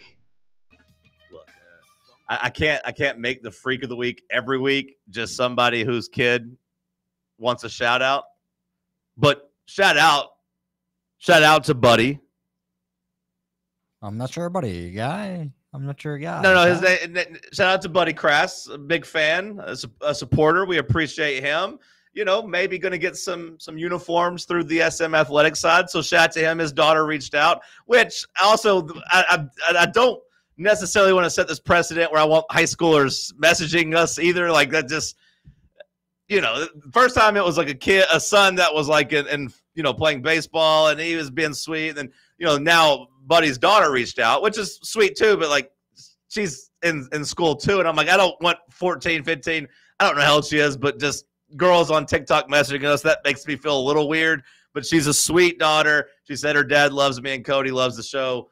So shout out to Buddy. He's not the freak of the week though, because I can't just keep giving the award out every time for somebody asking for a shout out. You know what I mean? I love the kids asking for parent shout out. So keep that coming respectfully, tastefully. If you're under the age of like 12, maybe don't, or 13, stay off the internet. I don't know what the rule is, what the age cutoff is, but I don't know. Do you love the fact that parents and their kids listen to the show? Because it kind of makes me a little uncomfortable when we say inappropriate stuff. Well, I don't really think about it. So okay, I do think about it. I'm just doing radio to entertain. So I can't help who's listening. We hope she's not listening to today's episode. Well, that's how I've always looked at it. Is I'm just trying to entertain. Well, wait, why don't you want to be listening to today's episode? Well, Terry Balea has a. Well, that's true. That's true. But again, here's what I'll say. I think people kind of know who we are at this point. Cody and I have been together for a while. Yeah, I mean, every now and then we'll surprise somebody. We'll get a letter. Sure, like somebody be like, what the hell is this joke of a show? An email to the boss. Like, yeah. You were making fun of a burn victim? I mean. And that probably was in poor taste. Like, we're not always right. Sometimes we're going to miss the mark. But if someone claims that their dad is a super fan or loves the show, then he knows. And I'm not trying to, everyone's entitled to parent their children. So I'm glad that they're bonding over it. It is weird though. Like when Christian came and was our intern, he's like, "Oh, I used to listen to you guys all the time." With my mom. When he was 14, 15. I was like, that's. He's like, "I've been listening to you and Seth on Reed's Ranch since I was like 12." I was like, that makes me a little uncomfortable. It's weird, yeah, but I mean, it is what it is. But I do appreciate. We're no worse than an R-rated movie. You got to learn at some point. You got to learn things. That is true. That is true. And I don't know if people would listen to R-rated movies on the way to school in the morning or watch R-rated movies on the way to school. But I mean, by the time parental advisory, you know what I mean? These days, with the internet and everything, that's true. By the time you're 12, 13, you kind of know everything, don't you? That's true. Now, if it's an 8-year-old or something, and you're talking about Terry Belena's. I think really my problem is it's not the dad with his kids. It's the dad with his kids while the wife is in the car too. Like, get this filth off. Because she's going to be the one complaining. Yeah, you know how women are. Am I right, Jackson? Yeah. Women be complaining. Right. Be like, I'll get this filth off. Let's put on something. Let's put on some music. Let's listen to the kids. I don't know if you heard, but Freddie Gibbs and Tyler Childers just dropped albums. Let's put that on. I hate when women complain. Amen to that, brother. So did Brian Koberger. But I'm giving this week's Freak of the Week to my boy Keaton. We enjoyed a movie together. He's a big supporter of the show. He's the winner this week. We broke bread together and we enjoyed a movie. Every time we'd put out a ranch or a TalkSports or a World's Greatest Podcast shirt, he would buy one. Despite the ugly logo. Despite the logo that you don't like. I kind of like the logo. I know it was kind of basic, but anyways. It literally was done in clip art. It's fun. It's not good. Well, I'm not arguing on behalf of it. I just said it didn't bother me. Could it have been better? Sure. But William made it for me in a pinch last year. We had to have something. I said, hey, just put me something together. Put me something together. I don't know how to do this. We need something for the iTunes feed. Come on. He can do a much better job now. He's good at those graphics. I don't know if he's still good at making logos, though, but I feel like he has a new software.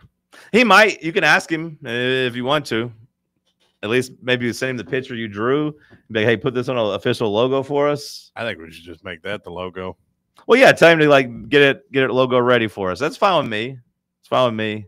Now, next week we're going to have an official. We'll have a better tally of who the Freak of the Week is as the people who interact with us the most on FanRun TV. This is we're dangling carrots. Your shout out comes from providing good content good comments, sharing. It's nice when I post content online. Like, again, me and Jesse Simonton did a SEC/Tennessee podcast on the Fan Run channel. Big points for people that like and comment on there and on Twitter because it helps the algorithm. Those people, I'm going to keep a tally for next week's Freak of the Week. So the official challenge starts next week. Bubba, what did we miss today? Well, we missed Hulk Hogan passing away. No, we didn't. He's gone, brother. My favorite content that's came out of that is someone saying that Hulk Hogan's going to be cremated because no one's going to bury him, brother. That's a wrestling term when somebody, like, you know. I've been seeing some things about The Undertaker putting him in a casket. Kind of distasteful. He hit my buddy's vape one time on Sunset Boulevard. Well, yeah, a fake Bam Margera account tweeted out the famous tweet. It wasn't the real one, which would have been really funny. Bam's been hanging out in Pigeon Forge. He was up in the Smoky Mountains. Really? Yeah. Just the new Tony Hawk game. Yeah, and he's been talking a lot about being in the new Tony Hawk game. We missed Steph Curry saying he's nowhere close to retirement. Steph Curry says he's not hanging it up anytime soon. We missed the PGA Tour saying that they now have a rapid rounds where they're going to quickly recap every shot from every person. Okay, for like a YouTube video or like a YouTube short or something like that. I think it might be like a 30-minute TV show or whatever. 30-minute TV show. Every shot from somebody's tournament? I don't know all the details. That feels like I don't think they haven't figured it out yet, but I feel like you should be able to look at every shot like in a supercut within like 2 minutes of a round. I mean, it's like 70 shots, but I mean, like a lot of them is just going to be little putts, like 3 minutes most. Like that should be easily digestible, I would say. I think I'm going to eat some fried chicken when we get off the air. I ate some fried chicken yesterday, brother, and it was good. Thanks for the chicken biscuit, by the way. I just ate that, and it's making me want more fried chicken. Okay. We had Josh Naylor going to the Mariners. Pretty big trade. Only big trade so far as we head down to the deadline. The Padres tried to trade with the Red Sox, and the Red Sox quickly rejected it. And there's probably some more stuff that we missed involving training camps for NFL. Jordan Addison's on a short leash. Don't really care. Big events coming up. A bland UFC fight night. F1 Belgian Grand Prix. Don't really care. And the Brickyard. The NASCAR Brickyard? Yep. I appreciate you still giving NASCAR headlines. Gotta stick to the roots sometimes. I used to love NASCAR just like pro wrestling. And you'll be able to catch Cody and Jackson tonight at Cool Beans or Half Barrel. Half Barrel. Wherever else two young men in the world of Knoxville go. Keep an eye on the YouTube feed, the podcast feed. We'll have another episode of the world's greatest podcast in America today. Putting yourself over, brother. Like, subscribe, comment. Have a good weekend, everybody.